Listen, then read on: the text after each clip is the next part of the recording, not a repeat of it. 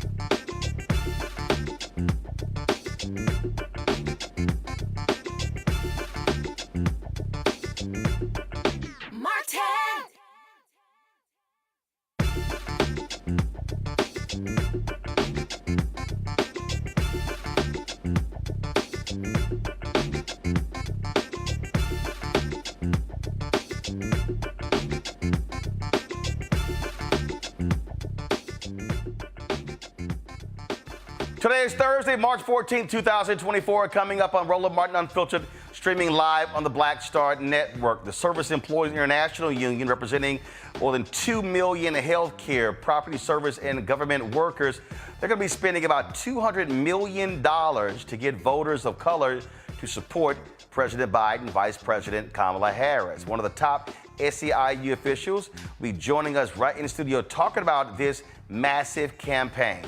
As the Senate confirms a new U.S. ambassador to the Republic of Haiti, violent gangs in the deteriorating country are fighting for control. We'll talk with Congresswoman Stacey Plaskett of the U.S. Virgin Islands about what is happening in Haiti and how the CBC is helping.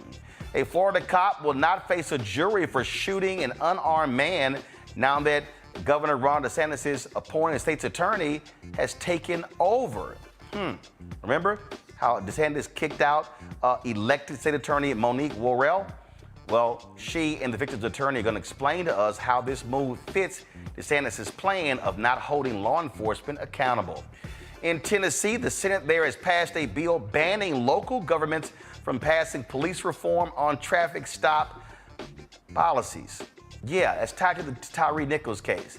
The governor's going to sign it. This is what happens when Republicans overrule local councils where black people are in control. Plus, a Mississippi cop is facing charges for forcing a man to lick urine off the floor.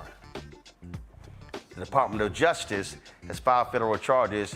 Do you now understand why a DOJ under Biden-Harris is totally different than DOJ under Trump? It is time to bring the funk on Roland Martin Unfiltered. On the Black Star Network, let's go.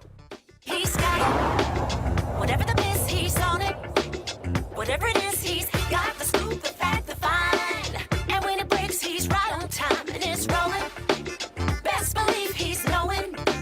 Putting it down from sports to news to politics. With entertainment just for kicks, he's rolling.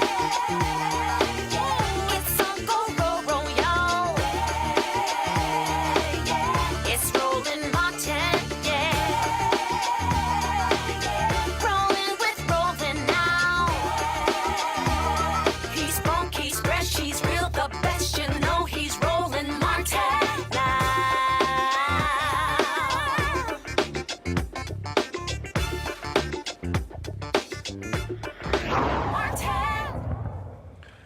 Folks, a huge election this year, not just on the federal level, but also your gubernatorial races, your state senate, your state rep, congressional races, and the Service Employees International Union. They're going to be doing their part. They represent some 2 million workers across this country, and they announced plans to spend $200 million on this campaign. We're joined right now by SEIU Secretary Treasurer April Burnett joins me right now. Glad to have you here. So let's break this thing down. So this is a huge outlay. And for folks who don't understand the various unions, they hear AFL-CIO, AFSCME, SEIU, UAW, and so ABC. Yeah, we go CWA. We can keep going. So where does SEIU rank in terms of size, in terms of representing union workers? Sure. So first of all, let me say thank you so much for having me. It's an honor to be here. Our international union, SEIU, represents roughly 2 million workers in the United States, Canada, and Puerto Rico. In this country, we are second only to the NEA that represents about 3 million education workers in the country. So you're the second largest union? The second largest union. And what type of workers? Our workers are predominantly, I think it's first to note, women and people of color. Our members work in healthcare, in hospitals, in nursing homes, home care workers, as well as folks who work in clinics, so across the healthcare spectrum. So when we were going through COVID, y'all were representing those frontline workers? Absolutely. And in addition to healthcare workers, we represent a gamut of folks who work in the public sector at the state, the county, municipal levels, as well as in what was previously public work that is now publicly funded, but operated privately. So group homes, social service agencies. And then we also represent folks in the service sector, property service workers as we call them, cleaners, security officers, folks who work in the nation's airports. And so let's talk about this campaign. What is it going to involve? What is it going to entail? Our campaign that we've really started to kick off a year ago is aimed at targeting 6 million. We call them high opportunity, others call them low propensity voters, primarily voters of color in key battleground states across the country.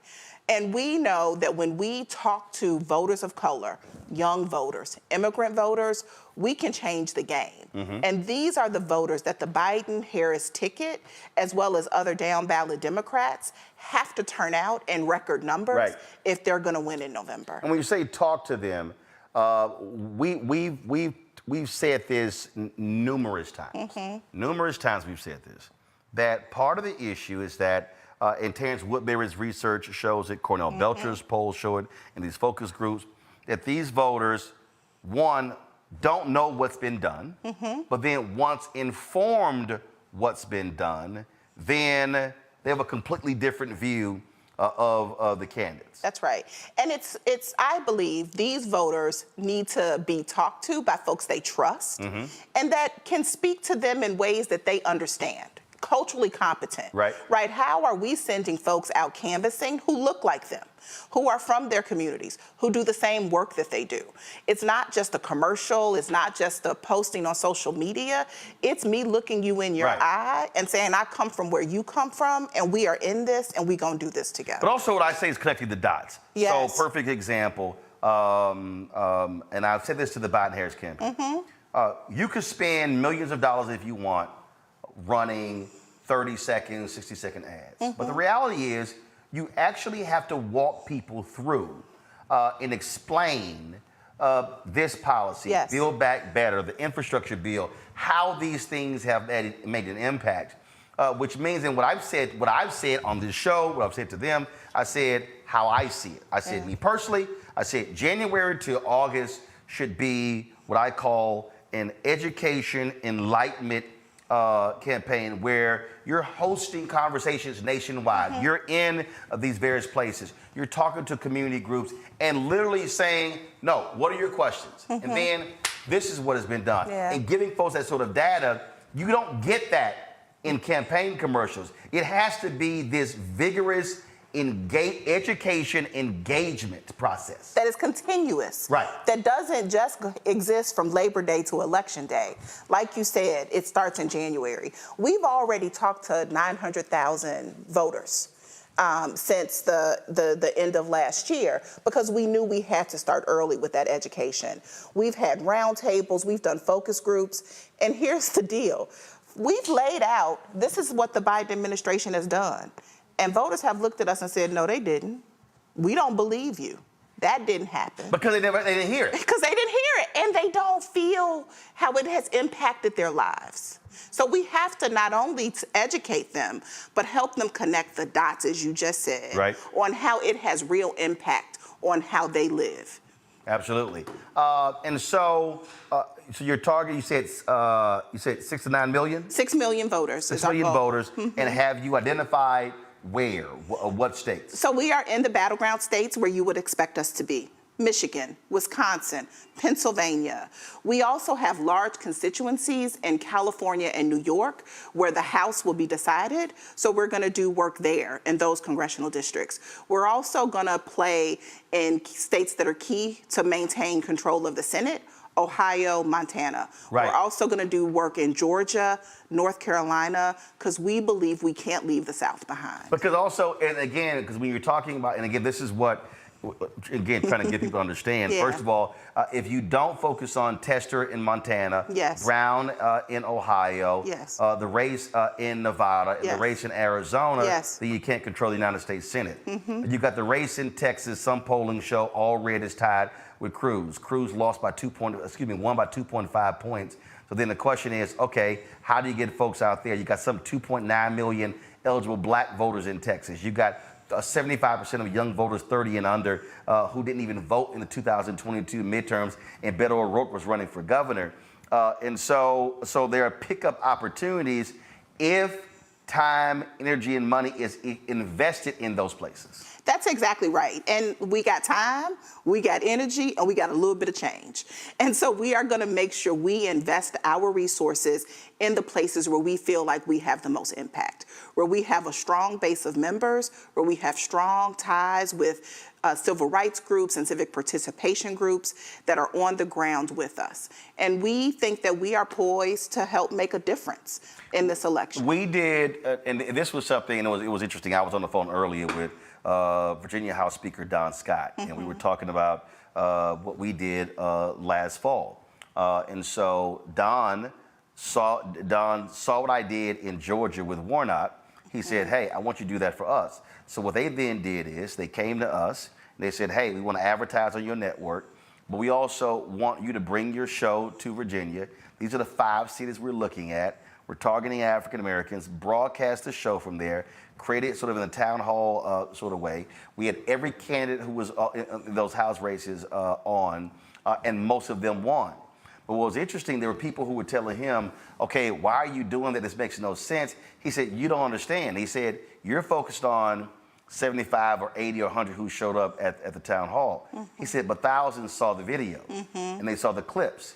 And so he was trying to explain to them, you have to campaign differently. Yeah. He said, if you run a campaign, you're just dumping all of your money on television. He said, that ain't gonna do it.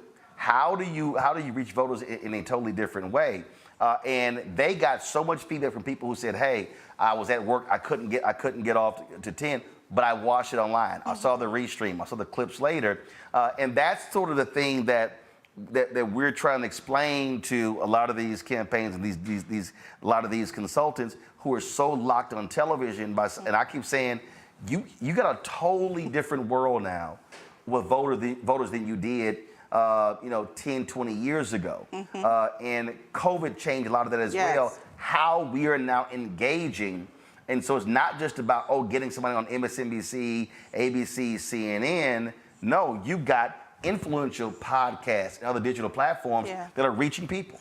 Look, the reality is that part of the reasons election costs so much is because there are people making money hand over fist right? Trying to tell candidates, this is what you got to do to get somebody's vote. And so much money is made by consultants and folks who produce television commercials and mail pieces. And I'm not mad at them, right? You know, get your bag. But we also, as you just talked about, have to go where voters are. So we will see our money spent making sure we can talk to people on the doors, we can reach them on the telephones, and yes, we can reach them through their social media platforms. We can reach them through the places where they go to receive their news. And we want to make sure we leave something behind. Like, this isn't just about mobilizing voters. This is about mobilizing and creating power in our communities that live beyond elections, because we also have to be full participants in our democracy, not just as voters, but as citizens who demand more from their government. And that happens right after the election. Hold on one second, folks. We'll go to the break. We come back.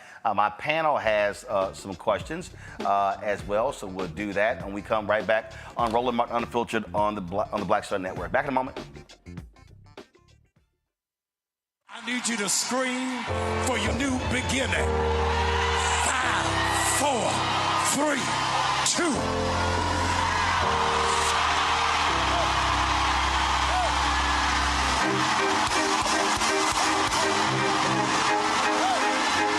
I need you to shout for it. I need you to shout for it. It won't always be like this. Sooner or later, it's gonna work in your brother's favor, in your sister's favor. They shall not die. They shall not die. They shall not die. I want you to embrace somebody and tell them welcome to the greatest season of your life. Hug somebody, welcome.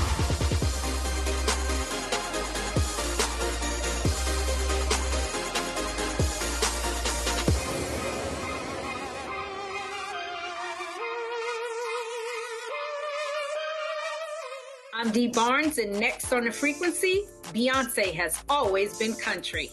We're talking to music, pop culture, and politics writer Taylor Crumpton about her new article on Beyonce's new country songs and how country music has always been part of Black culture. Since the release of Texas Hold'em in 16 Carriages, there has been a definition of what Black country music is and a definition of what white country music is. White country music historically has always won the awards, have always got the certifications. Black country music has not. This is a conversation you don't want to miss. That's next on The Frequency on the Black Star Network.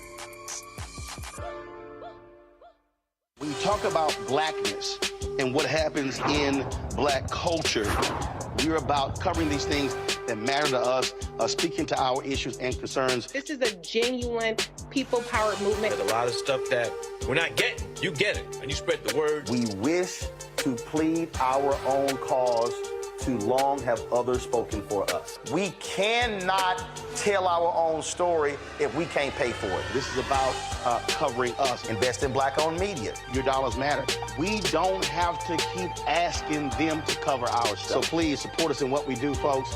We want to hit 2,000 people, $50 this month, raise $100,000. We're behind 100,000, so we want to hit that. Your money makes this possible. Checks and money orders go to P.O. Box 57196, Washington, D.C. 20037-0196. The Cash App is $RM Unfiltered. PayPal is R Martin Unfiltered. Venmo is RM Unfiltered. Zelle is Roland at RolandSMartin.com. I'm Marissa Mitchell, a news anchor at Fox 5 DC. Hey, what's up? It's Tammy Roman, and you are watching Roland Martin Unfiltered.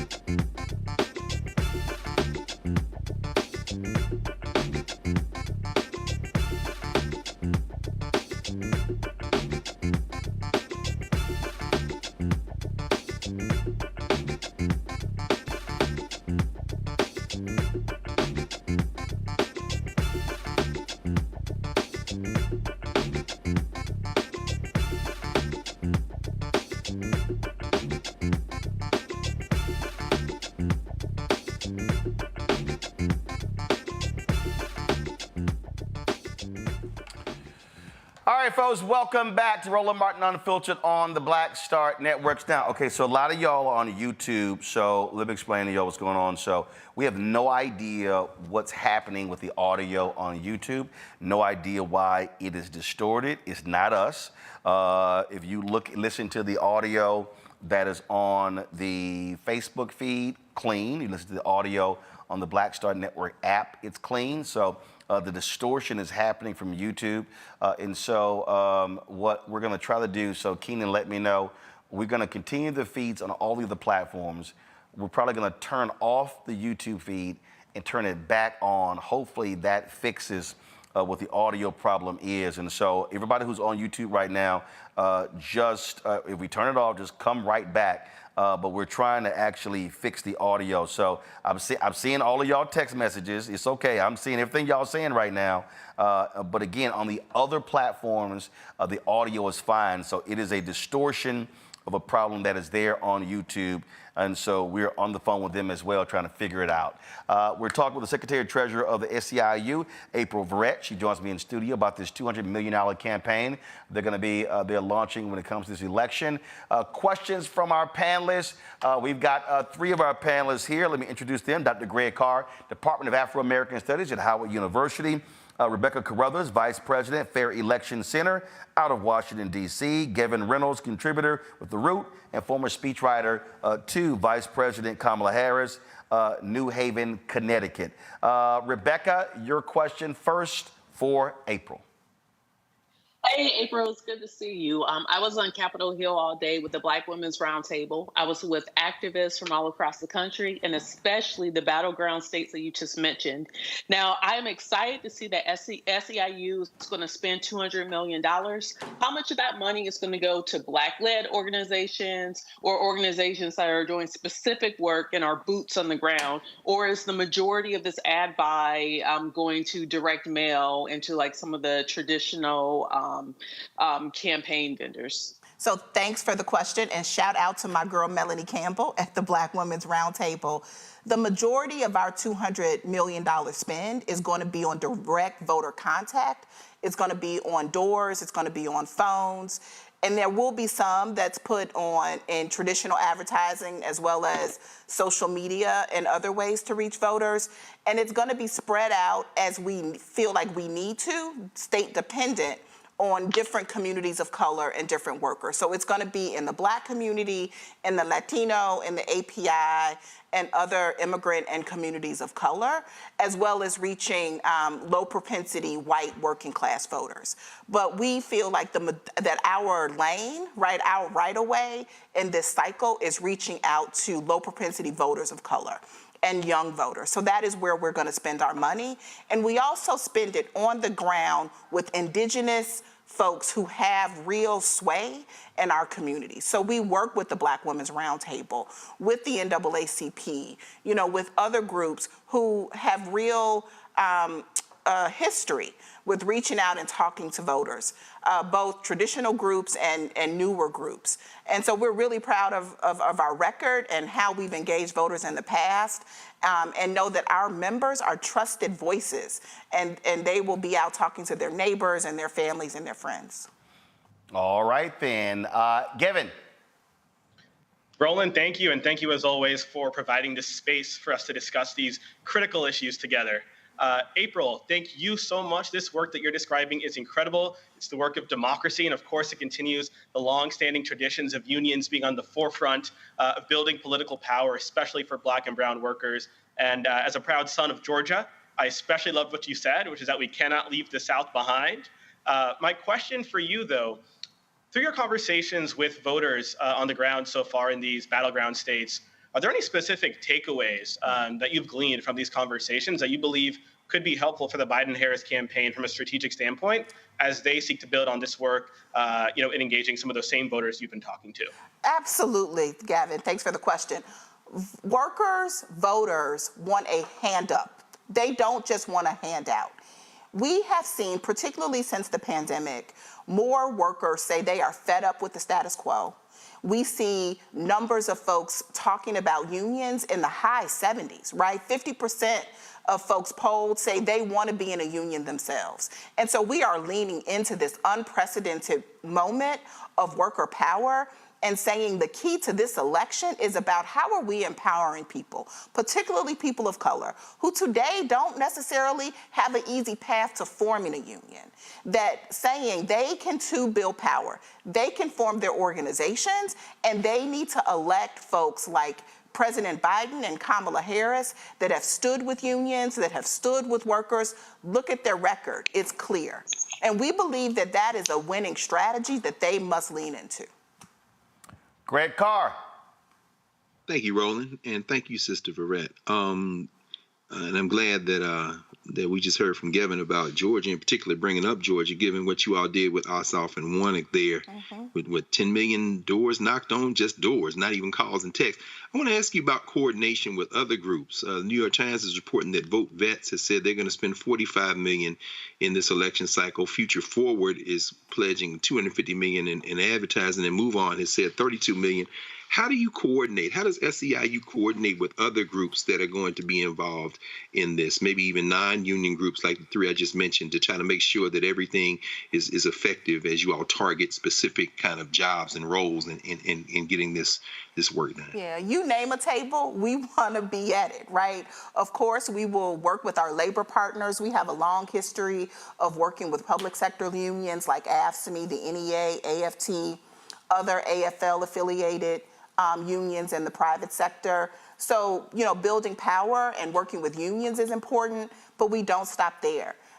You know, I mentioned before, Black Women's Roundtable is a partner, and we seek to find the groups on the ground in whatever community that we are in, from small groups to large groups. But who is getting the work done? Who's out talking to voters? And we want to continue to expand the network of groups that we work with and not be limited, you know, particularly as it comes to reaching younger voters. Influencers are terribly important in the social media space. So we don't just consider ourselves a strictly workers, mobilization effort. We are a voter mobilization effort. So if there's groups who speak to our values, who share our vision for building worker power, that's who we want to work with. Any additional questions for the panel? Sure. I have another question. I saw a poll that just came out in Michigan, and it showed that with young people ages 18 to 34, only 28% are enthusiastic about Joe Biden, 62% are upset with him, showing, 28-62 with favorability, unfavorability. What is SEIU's plan to really reach young people, to get them engaged in this election? I'm seeing everything from being super upset over what's happening on the Hill, like with TikTok, to the issue of Gaza in Michigan. How does SEIU turn those low propensity voters into voters going into November? Yeah, look, I'm not going to sugarcoat it. We got a lot of work to do. We are not necessarily in a good place today, but we started early. We've been on the ground talking to voters, to young voters in Michigan since 2023. We know what we're up against, and we have a commitment to not give up, right? We're going to stay there. We're going to stay on the ground. We're going to be there till November. And I think part of what we have to do is we'll hit the doors and we'll knock phones and we'll, do the calls. But how do we go to where young people are? We got to find them in their natural habitats where they gather more often, than not nowadays. That's on, social media and virtual spaces. But we also got to go into the communities where young people are and find folks who want to be a part of this with us, right? You find the right young person who's motivated to get their peers out. Like, that's how you begin to build networks amongst young people in communities. And so we will do that, right? I think we also have to be, open and listen. Like, young people can tell us what motivates them, where they need to go, where we need to go, where they want us to be.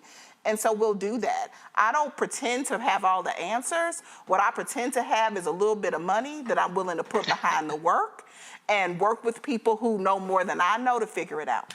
All right, then. So we certainly appreciate it.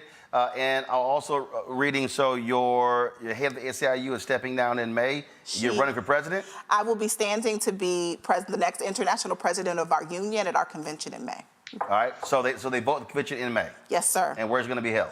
Our convention is in Philadelphia. Okay, all right then. Well, hopefully next time you come back, it'll be President April. Well, have me back. Okay, all right, we appreciate it. Thank you. Thanks a bunch. Thank you. All right, folks, got to go to break. We come back more. We'll be talking to Congresswoman Stacey Plaskett about what is happening in Haiti. We'll also be having more news of the day. You're watching Roland Martin Unfiltered on the Black Star Network. Support us in what we do. We told you we're fighting a good fight when it comes to these ad agencies and the companies. Black-owned media gets anywhere from 0.5 to 1% of the $340 billion being spent every year on advertising. And so your donations are critical.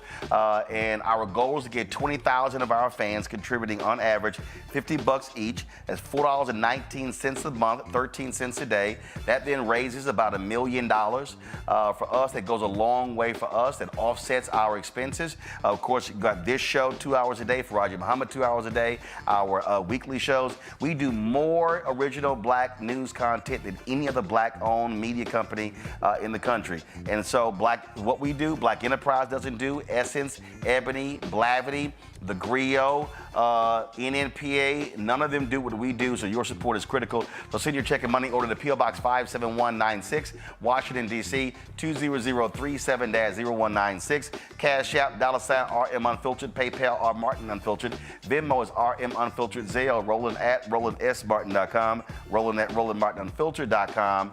Be sure to download the Black Star Network app, Apple phone, Android phone, Apple TV, Android TV, Roku, Amazon Fire TV, Xbox One, Samsung Smart TV. We'll be right back. Terry and I, we couldn't play in the white clubs in Minnesota. It felt like such a, strength through adversity type moment that I think black people just have to go through. We have to figure it out. Right. We make lemons out of lemonade. But there's a reason we rented a ballroom, did our own show, promoted it, got like 1,500 people to come out. Clubs were sitting empty. They were like, "Where's everybody at?" And I said, "They're down watching the band you wouldn't hire." So it taught us not only that we had the talent of musicians, but we also had to have the talent of entrepreneurship. It wasn't like a seat at the table. It's like, no, let's build the table. That's right. We got to build the table. And, That's right. And that was the thing. And of course, after that, we got all kinds of offers. Of course. Right, to come play in the clubs. But we didn't do it. You're like, no, we good. No, we're good. We're good. And that's what put us on a path of national. And of course, when Prince made it, then it was like, okay, we see it can be done.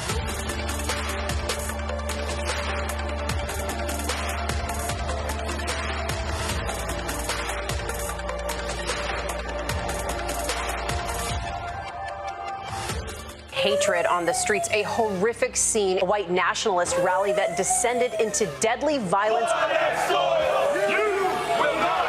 White people are losing their damn minds. As an angry pro-Trump mob storms the U.S. Capitol, we've seen shooting. We're about to see the rise of what I call white minority resistance. We have seen white folks in this country who simply cannot tolerate black folks voting. I think what we're seeing is the inevitable result of violent denial. This is part of American history. Every time that people of color have made progress, whether real or symbolic, there has been what Carol Anderson at Emory University calls white rage as a backlash. This is the rise of the Proud Boys and the Boogaloo Boys. America, there's going to be more of this. Here's all the Proud Boys, guys. This country is getting increasingly racist in its behaviors and its attitudes because of the fear of white people. The fear that they're taking our jobs, they're taking our resources, they're taking our women. This is white fear.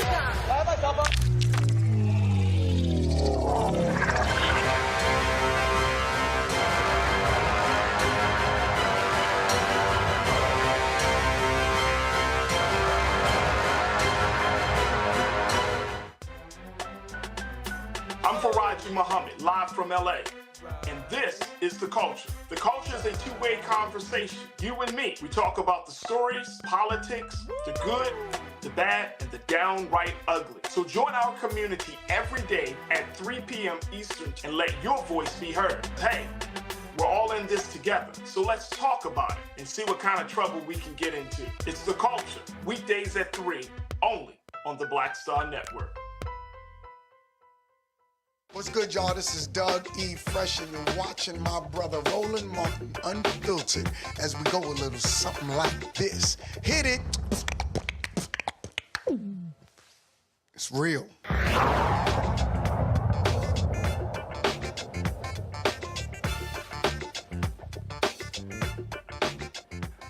Haitian gang leaders are threatening political leaders. Violence has escalated days after Prime Minister Ariel Henry said he would step down once the council was in place.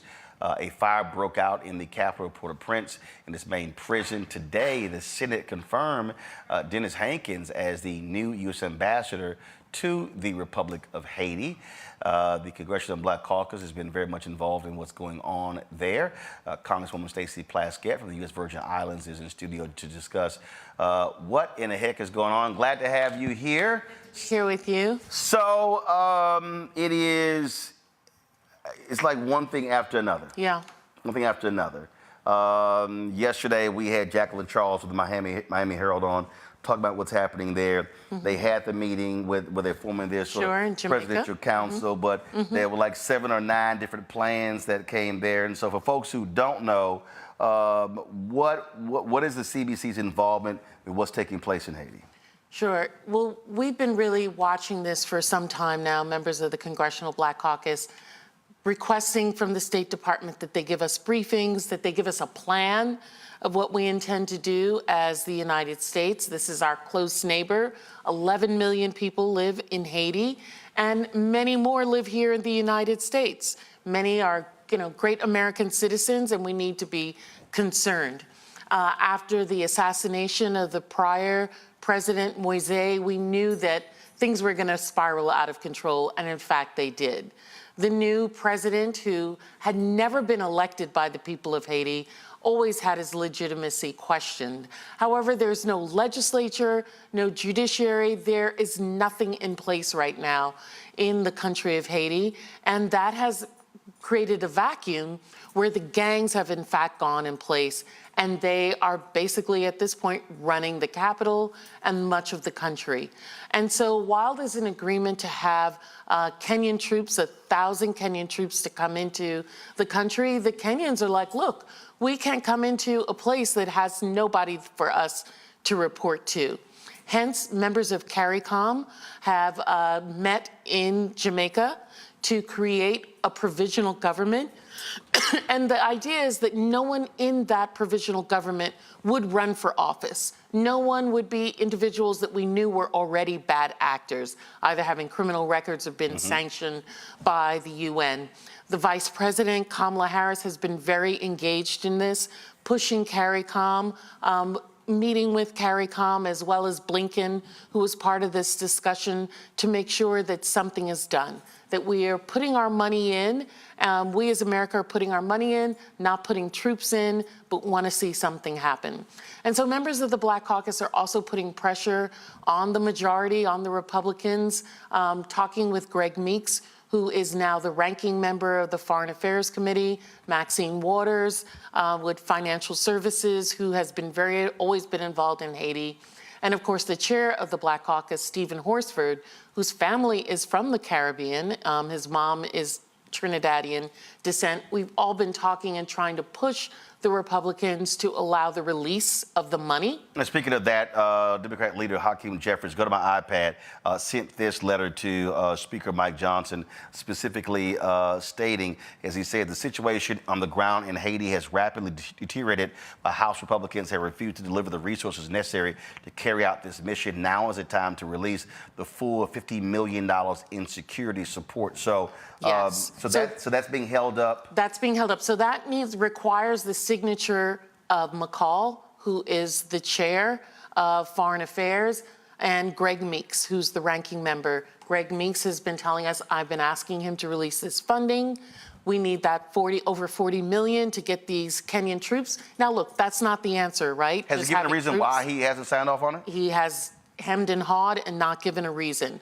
But my fear is that they are going to be using this, the Republicans, as a political impetus to have more migrants coming to the border, to then say that there's a crisis at the border, and indeed an even greater crisis at the border. Because we know that people aren't going to stay and continue to face famine, health and hunger insecurities that are going on in the country. Then you've got folks like, go to my iPad, NBC News reported this, folks like Elon Musk and these other right-wing people are trying to scare people, saying, oh, cannibals are on the loose in Haiti. That's outrageous. They're saying, plan for, we played a video yesterday, Congressman Matt Gaetz was pressured in the Department of Defense, there's going to be an invasion of people Exactly, that's from Haiti the kind of language that they want to use. And we know that people, when they are facing these unrests, are going to try and leave.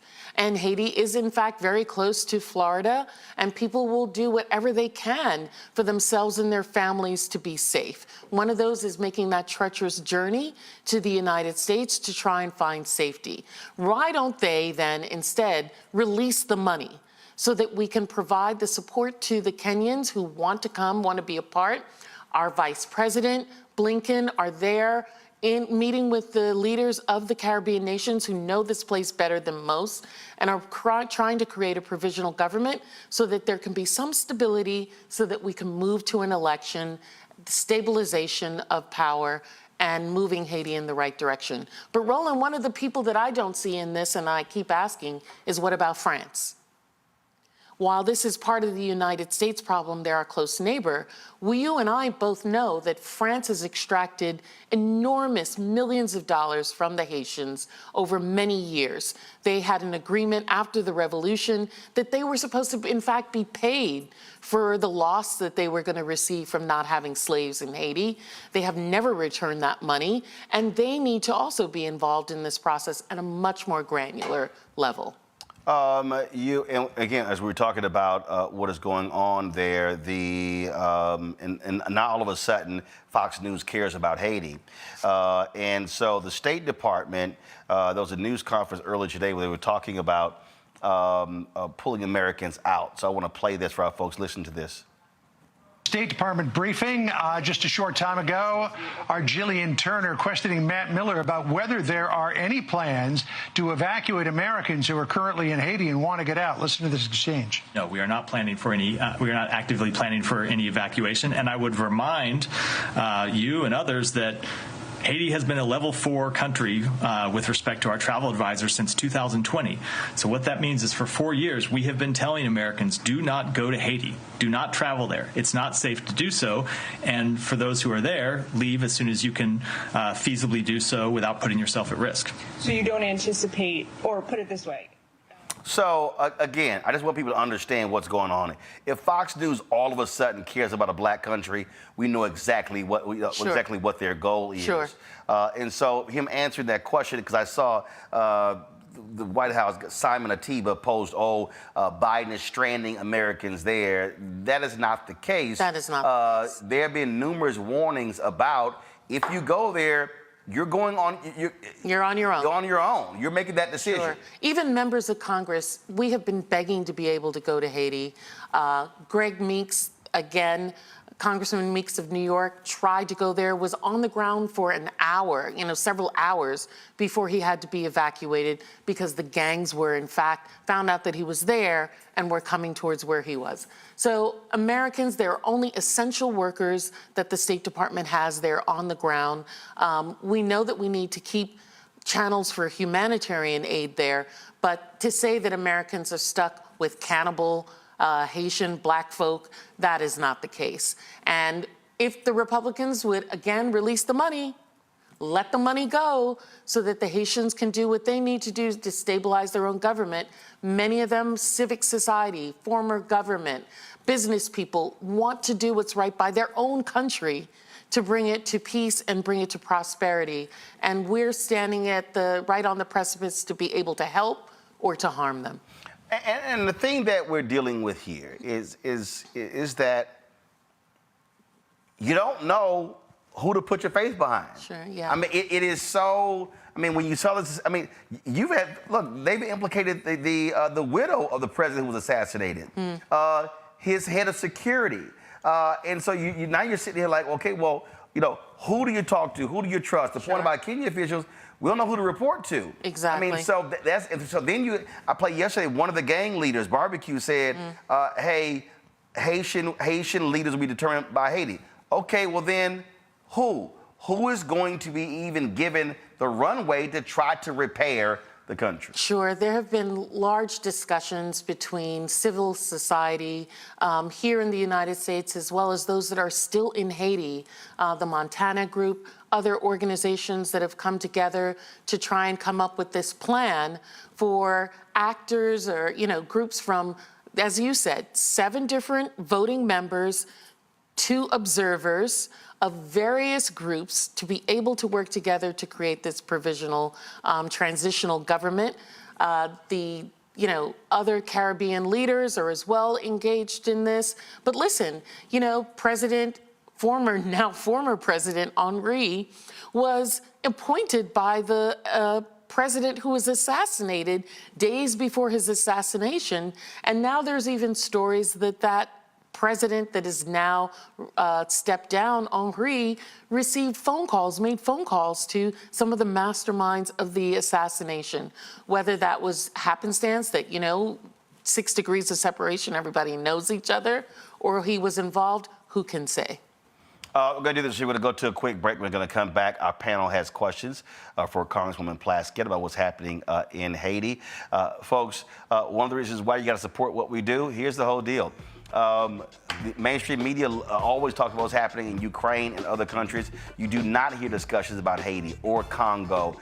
And if you do, it's going to be coming from an absolutely place of evil. That's what Fox News is all about.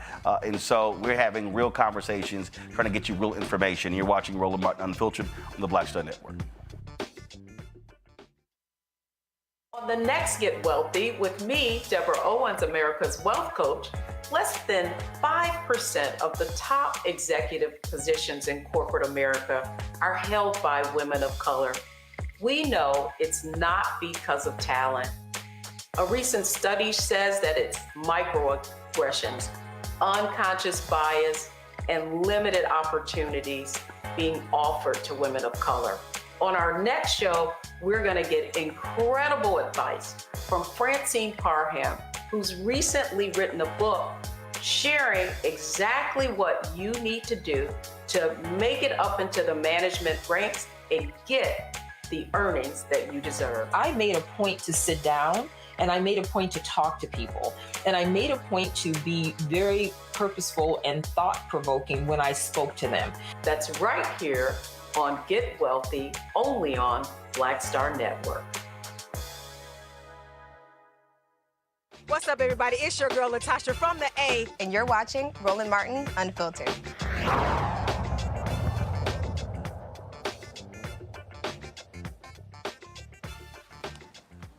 Folks, welcome back to Roland Martin Unfiltered, the Black Star Network. We're chatting with Congresswoman Stacey Plaskett from the U.S. Virgin Islands about what's happening in Haiti. Let's go to my panel for questions. Kevin, you first. All right, thank you, Roland, and thank you, Congresswoman, for joining us to shed some light on the tragic situation in Haiti. I think it's particularly tragic and troubling to see this playing out in, our nation, in our world's first free Black republic, that was born out of the first successful Black slave revolt. It's interesting to hear you talk about, some of the paths to peace and prosperity in the short term. But I'm curious, can you share some of your, insights with us as to how we can prevent a situation like this, or perhaps how the leaders of Haiti can prevent a situation like this from ever happening again? Listen, that's beyond my wisdom on how to do this, how to not prevent this. Of course, there are textbooks that explain how this should and should not work.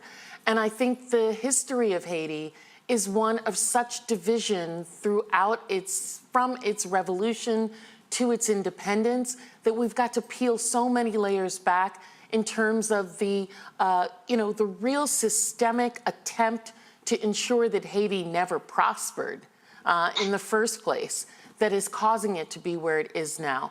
I talk to Haitian leaders. I'm so blessed that we have a Haitian member of Congress, Sheila Sherfilis McCormick, whose family is from Haiti, represents the Florida, but represents Haitian people as well, to talk about the needs at multiple levels, right? We don't just need military to support them in military or even in elections, but how do we support their school systems, health issues? And that needs to be multi-layered, and it needs to be Haitian-led. There are some enormously great civic societies members that I've been talking with and that are really engaged in this, and I think we just got to listen to them and give them the support that they need. They've come together in an incredible fashion. You know, it's hard for Black folks to sit down and agree on anything. It's hard for anybody to agree on anything, but they have done the tough work, and I think it's just for us to take their lead. Rebecca? Thank you, Congresswoman, for being on the show tonight. Sure. So we know, or we've heard reports that over 500,000 illegal guns are flowing through Haiti and primarily coming from the United States. There's even an Episcopalian church that has been reported to be a part of this arms trafficking.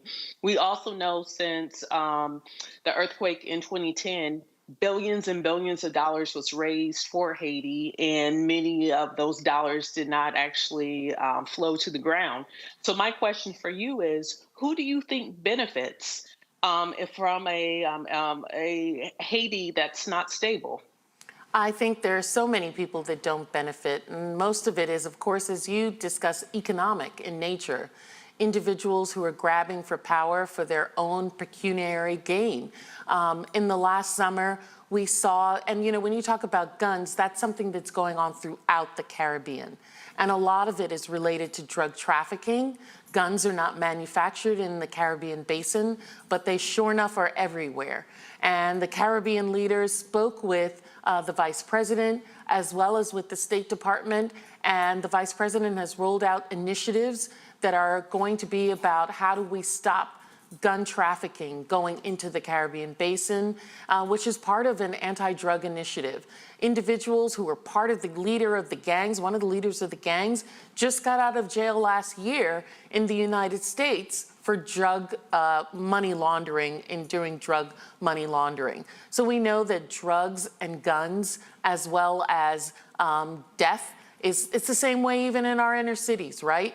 We know that where you see those things, you also see people profiting monetarily, and that's what's happening in Haiti as well. Greg? Thank you, Roland, and thank you, Congresswoman Plaskett. I also want to note that this is a very difficult thing, I'm sure, for members of the CBC, particularly since Joe Biden deported a bunch of Haitians early on in his administration. My question is related to Rebecca's, and really, how does the Congressional Black Caucus see its role, particularly in this difficult election season, in pushing the Biden administration around this issue of making sure this isn't a continuance of American foreign interference in Haiti as opposed to international support? The Mexican Secretary of Foreign Affairs was in Jamaica, as you say, as they're trying to put together this meeting and work with Haiti, and she said, you know, we got to ensure that all actors at the table. We know, as you've mentioned, Jimmy Chirizier, that they call barbecue. But one time he was the U.S.'s man. Then they lock him up, and then Guy Philippe has showed up again. We know he was on the dole too for the United States at the time. How can the Congressional Black Caucus stake out a position that certainly supports the Haitian people, and you say keep the money going? Now we know, of course, that Kenya was only reached out to because nobody in the core group, Brazil, Canada, France, wanted to lead the invasion or the occupation. How can the CBC push the Biden administration in this election year, realizing the difficult calculus of this being interjected in U.S. politics, but at the same time just making sure the U.S. doesn't continue its policy of foreign intervention as opposed to international support? Well, I think what you're seeing is that the United States is looking to what are the Haitian people saying that they need. That's why we don't have troops on the ground there. We only have a very small Marine group that are looking at our embassy because we still need to keep essential workers there on the ground. And we don't want to be seen as intervention.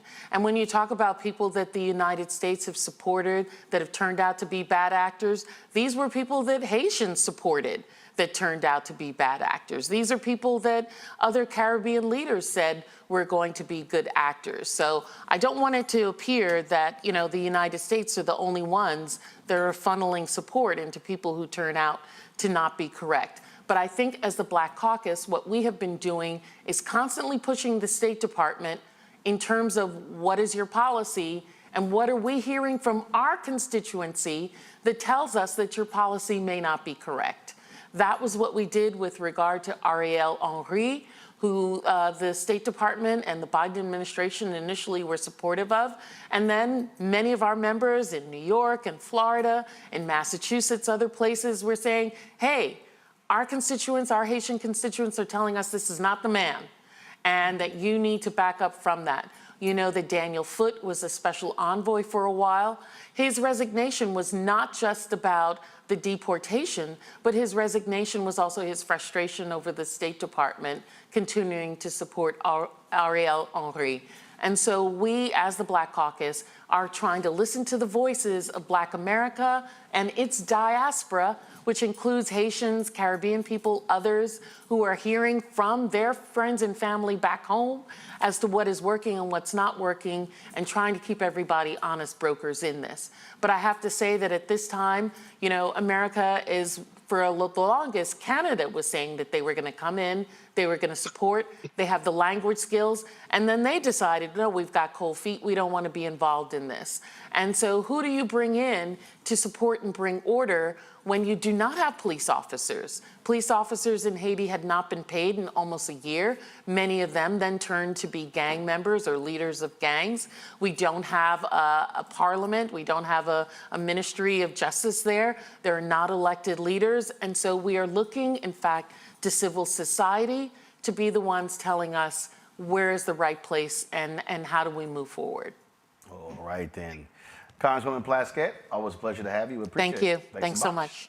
All right, folks. We'll be right back right here on Roland Martin Unfiltered on the Black Star Network. Talking about the case out of Mississippi where a cop has been accused of forcing an inmate to lick urine off the floor. That's Mississippi in 2024. Back in a moment.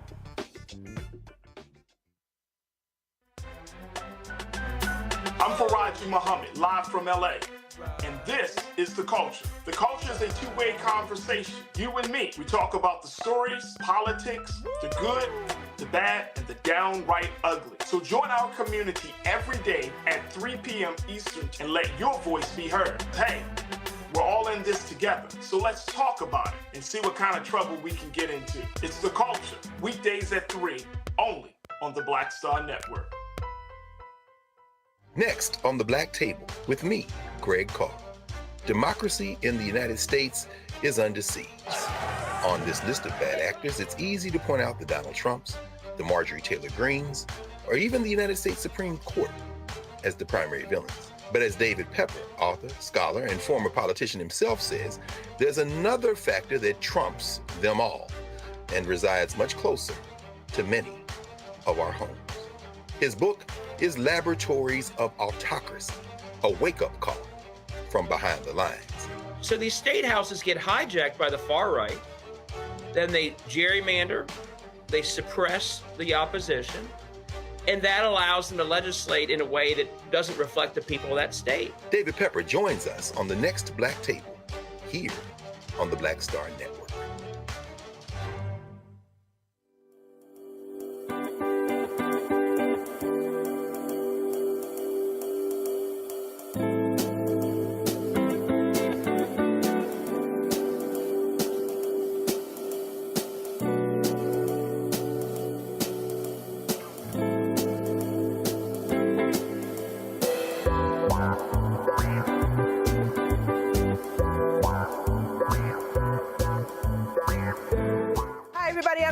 Hey, I'm Donnie Simpson. Yo, it's your man Dion Cole from Blackish, and you watch Roland Martin, Unfiltered.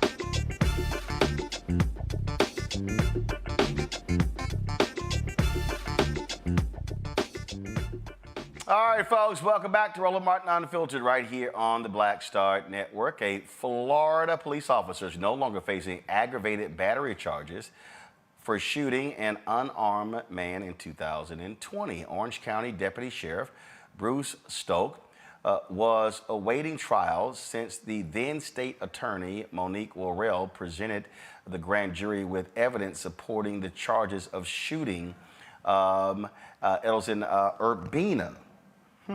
Quite interesting here. Investigators say Stoke pulled the trigger because he was in fear of his life, although it turned out that Urbina had no weapon. We're going to be talking with the former state's attorney about this story because it is quite a strange story, if you will, in just a second.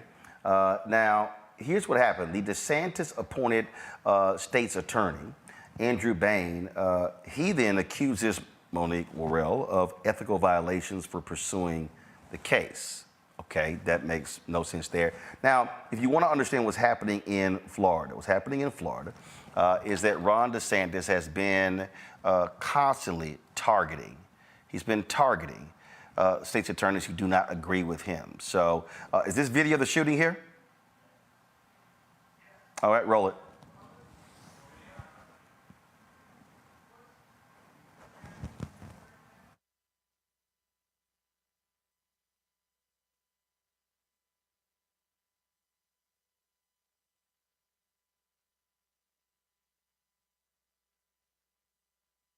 No sound on this, just keep rolling in. So, again, folks, now here we go. Stop! Stop! Stop running! Stop running! Stop running!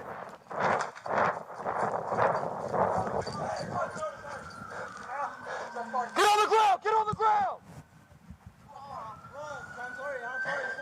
Show your hands! Show your fucking hands! Stoke, you okay? Stoke! Hey, Stoke, give me a light! I need a light! Keep your fucking hands up! We're in the middle. Just come to the east of the Bravo,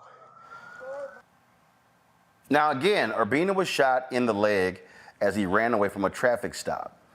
Stoke told investigators he pulled the trigger because he was in fear for his life, but Urbina didn't have a gun. So now you have the DeSantis-appointed Orange County Osceola State Attorney Andrew Bain now trying to criticize his predecessor for, quote, ethical violations in pursuing the case. Joining us right now is Monique Worrell and Andrew Darling, Urbina's attorney, both from Orlando. First, Monique, ethical violations? I'm confused. How do you have ethical violations in pursuing a case against a cop who shot somebody? I'm confused. Another important point is that there are ethical violations where there is a confession from an officer who shot someone. So he confessed to it, and now we know Urbina did not have a weapon. So how in the hell is ethical violations with you? Because this is political. It's not about truth. It's not about justice. The reality is, in a transition of power,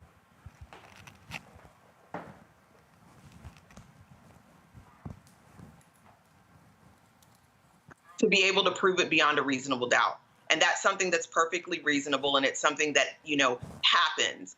But because this is political, because this is about taking me out, assassinating my character, and making the voters of Orange and Osceola County lose faith in me, what they decided to do instead was write a 30-page report telling everyone that the reason they can't go forward on this case is because I was unethical to bring these charges to begin with. What they're telling people is, don't believe your lying ears. When this officer told you that he intentionally shot this unarmed man, that he was not being truthful, and the state attorney should have known that he was not being truthful and should never have brought charges against him. So, Andrew Darling, your client gets no justice in this case. No, and keep in mind, my client turned 18 years old a month before he was shot. He was shot in the leg, and in the video that you showed, his hands are already above his head. His hands were above his head the entire time. There was never a point where they were not above his head. He gave multiple sworn statements, my client did, to the state attorney's office to cooperate with the investigation. This officer, this deputy, clearly said, I intended to shoot him that night. He clearly said a month later, I intended to shoot him. And the state attorney wants you to believe, oh no, I didn't actually, the officer didn't actually intend to shoot him. So, from your perspective, do you see this as Bane protecting law enforcement? 100%. On August 9th, when Monique Worrell was removed, my law firm sent out a tweet, and I said, if the case against Bruce Stoke for shooting an unarmed man in 2020 is dismissed, we know 100% it's a political decision. This was August of last year that I tweeted that out from my law firm Twitter at Darling Law. At that point, I knew that's what it was. They had a solution, and they went looking for a problem. The solution was dismiss the case against law enforcement officer, and here are these, experienced prosecutors. Let's go find a problem with the prosecution so we can justify getting rid of it. So, Monique, do you believe that this is a deliberate attempt for them to say that you are incompetent in not doing your job fairly?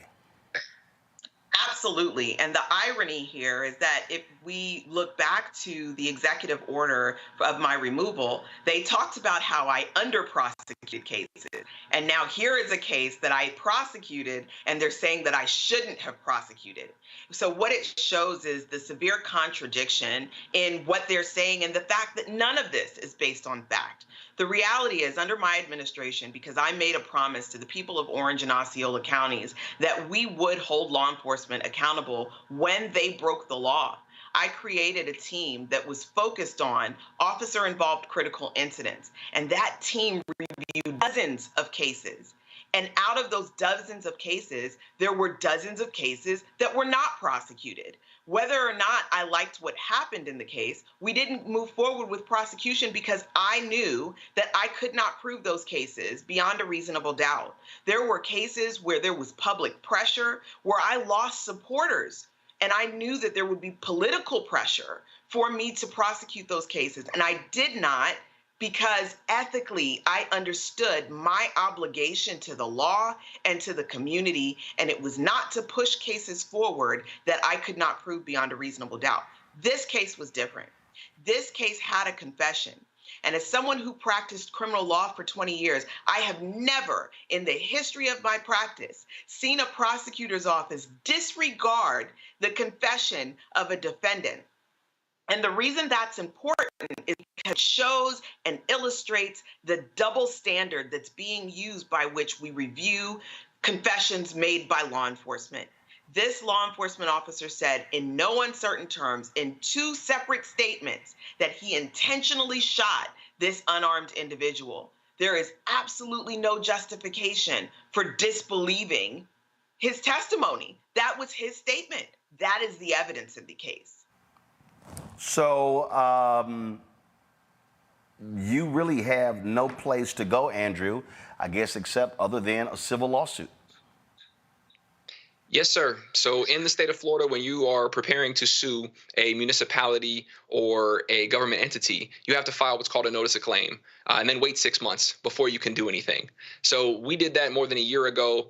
We are in the process now of determining what the best avenue is, whether that's going to be some sort of settlement with the sheriff's office and the Florida Sheriff's Association, whether that's going to be a state lawsuit or whether that's going to be a federal lawsuit. We're going to explore every avenue, and we are ready to get the only kind of justice that my client is going to get in this case, which is hopefully monetary. All right, then. Monique, any final comments?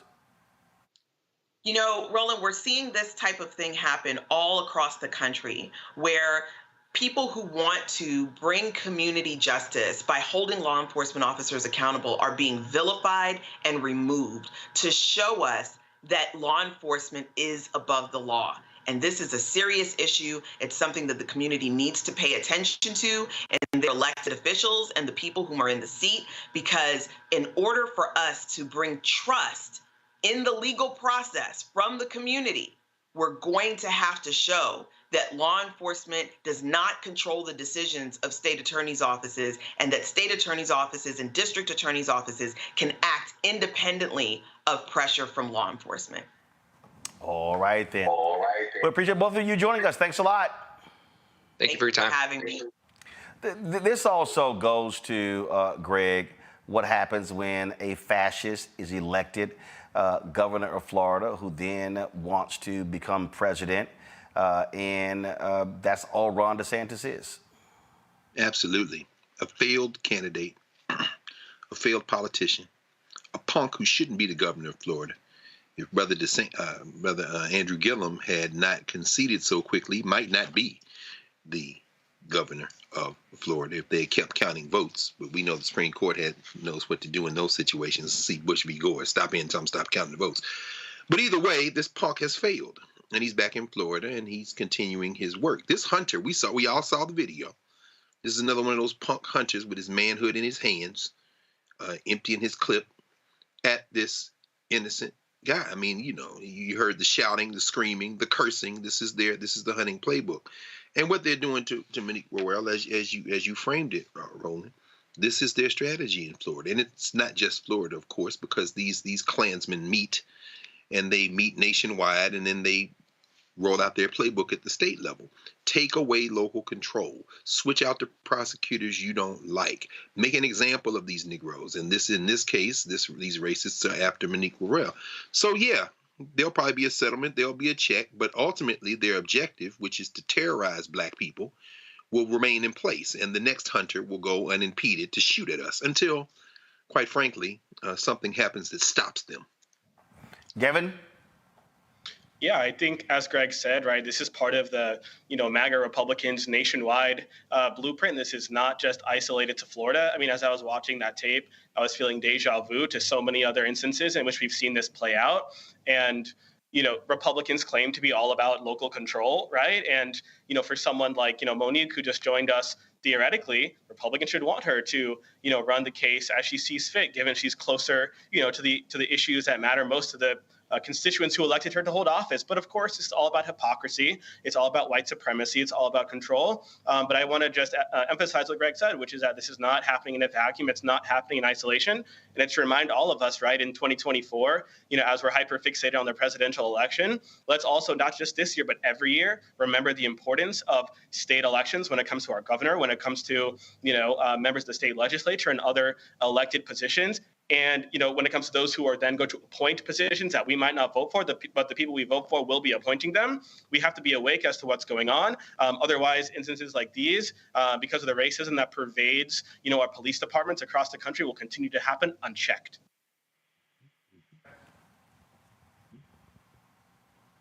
Rebecca? You know what? I'm with Dr. Carr here. I can't believe we're letting a pompous fascist who wears moon boots terrorize the entire state. I mean, this guy is crazy, and he's making Florida, he's making the outcomes in Florida become even much worse.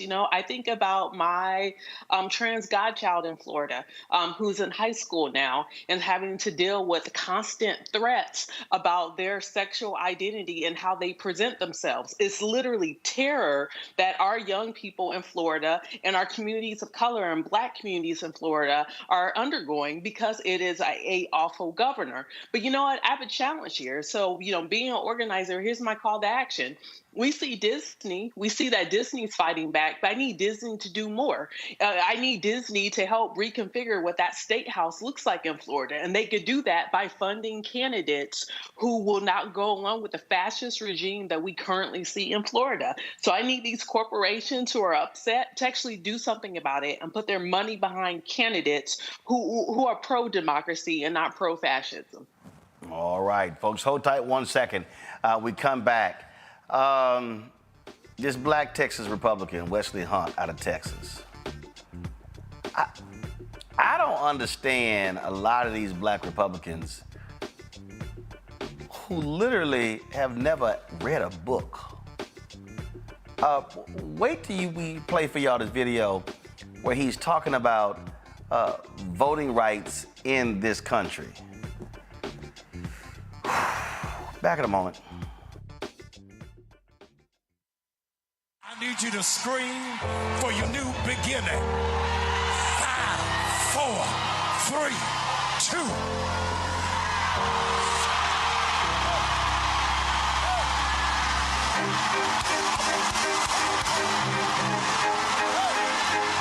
I need you to shout for it. I need you to shout for it. It won't always be like this. Sooner or later, it's gonna work in your brother's favor, in your sister's favor. They shall not die. They shall not die. They shall not die. I want you to embrace somebody and tell them welcome to the greatest season of your life. Hug somebody. Welcome.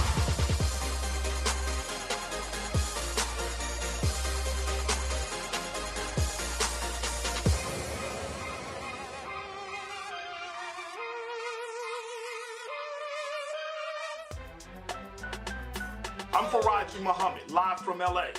And this is The Culture. The Culture is a two-way conversation. You and me. We talk about the stories, politics, the good, the bad, and the downright ugly. So join our community every day at 3 p.m. Eastern and let your voice be heard. Hey, we're all in this together. So let's talk about it and see what kind of trouble we can get into. It's The Culture, weekdays at 3, only on the Black Star Network. What's up, y'all? This is Wendell Haskins, a.k.a. Win Hogan at the Original T Golf Classic. And you know I watch Roland Martin Unfiltered.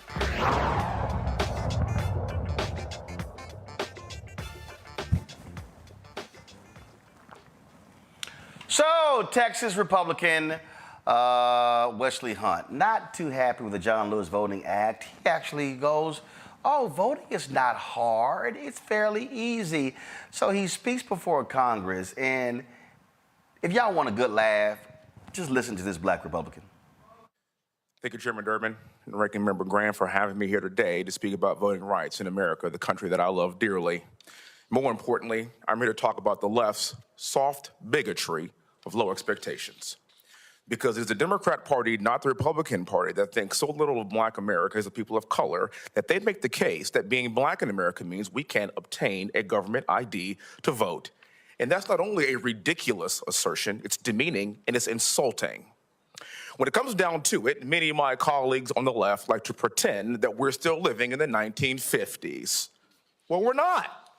I've got some good news for you. It's 2024, and I know what year it is because I've been black for just over 40 years. And I'm also the son of a retired lieutenant colonel who grew up in the segregated South. You see, my parents grew up in a Jim Crow South in the 50s and 60s in New Orleans, Louisiana.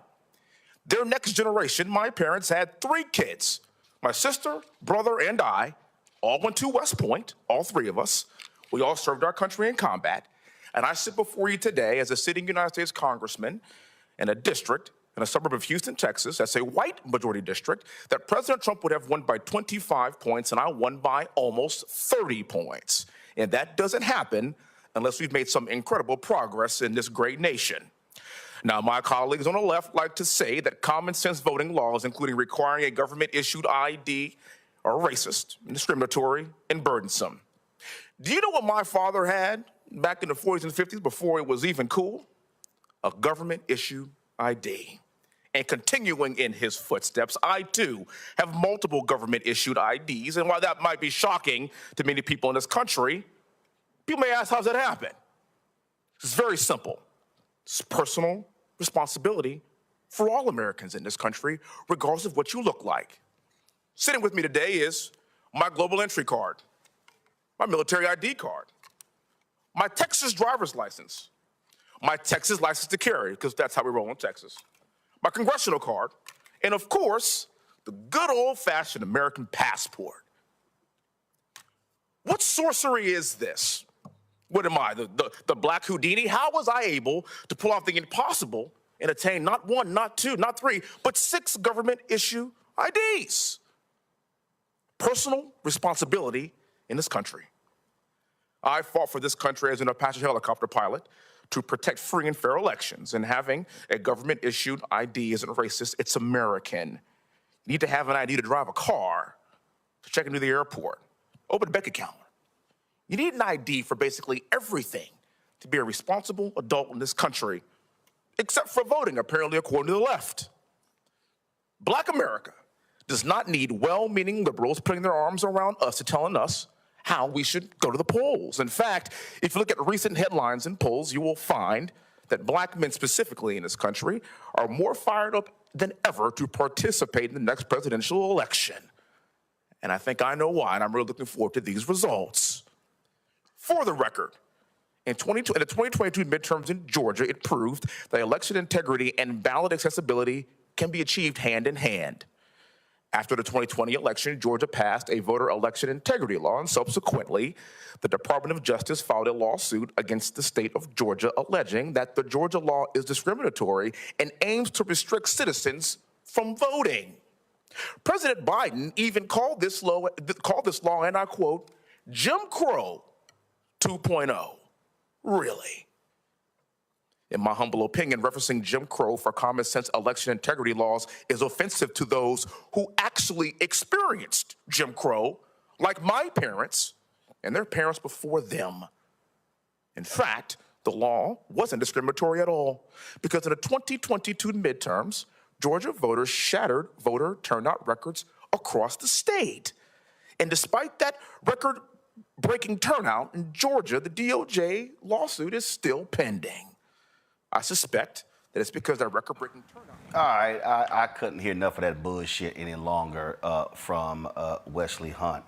So let me explain to you. So maybe Wesley will understand this better if I put this on, because he wants to sit here and talk about his parents and him being from Texas and him being from a suburb of Sugar Land that's a majority white district that I almost won by 30,000 points, and I've got 6 voter IDs, and y'all notice he kept talking about personal responsibility, and people just have some personal responsibility, and so that's really the problem. And then these liberals saying that black people they can't get a voter ID. See, that's the language they always use. Go to my iPad. New analysis, folks. This was last year. Millions of Americans lack forms of ID that are increasingly required to vote. What you will not hear from the Wesleys of the world is that key finding in the analysis. As of 2020, nearly 29 million voting age U.S. citizens did not have a non-expired driver's license, and over 7 million did not have any other form of non-expired government-issued voter ID. It says in states with strict voter identification laws, including Georgia, Indiana, Kansas, Mississippi, Tennessee, and Wisconsin, over 3 million voting age U.S. citizens did not have a current driver's license, and over 1 million did not have any non-expired government license. Oh, it says right here, more than 11 million young people did not have a current driver's license, and more than 3 million did not have any unexpired government ID. Now, keep reading. 18, 19-year-olds. You see them talking about their ability to be able to vote. Then you see right there, as they continue to talk about the numbers there, the underrepresented groups. It says that an estimated 1.86 million black and non-Hispanic Americans, 1.86 million Hispanic Americans lack a photo ID. 4.5% of those identify as Native American. This compares to just 2.3% of white non-Hispanic and 1.6% of Asian. Keep it on there. You heard Wesley Bell talk about, oh, you got to have an ID to open a bank account. Well, the reality is, it's a lot of people in America who don't have bank accounts. Then you see it says right here, the analysis found a strong relationship between income and lack of a driver's license, with adult Americans earning less than $30,000 lacking a driver's license at a rate about 5 times greater than the highest income category of 100,000 or more. So let me go ahead and put it to you like this.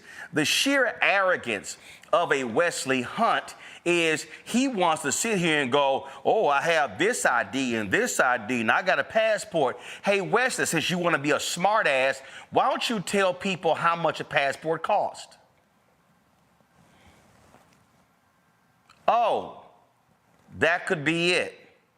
Hey, Wesley, why don't you tell people how the laws are written, such as in Ohio, when they required birth certificates in order for you to get the ID, and the birth certificate had to be a certain paperweight. Do you want to talk about how many older voters who could not vote because when they were born in Jim Crow hospitals, since you want to bring up Biden and Jim Crow, how they couldn't access their birth records? So therefore, and remember, oh, by the way, Wesley, since Yola ass from Texas, there are two types of birth certificates. There's the original birth certificate, and there's a birth certificate from the Bureau of Vital Statistics. Some states actually required the original birth certificate, the ones where they used to have the 2 feet on the actual birth certificate, and they would actually specify in some of the laws how the seal needed to be raised, and then they would say that a certificate from the Bureau of Vital Statistics, that wasn't applicable.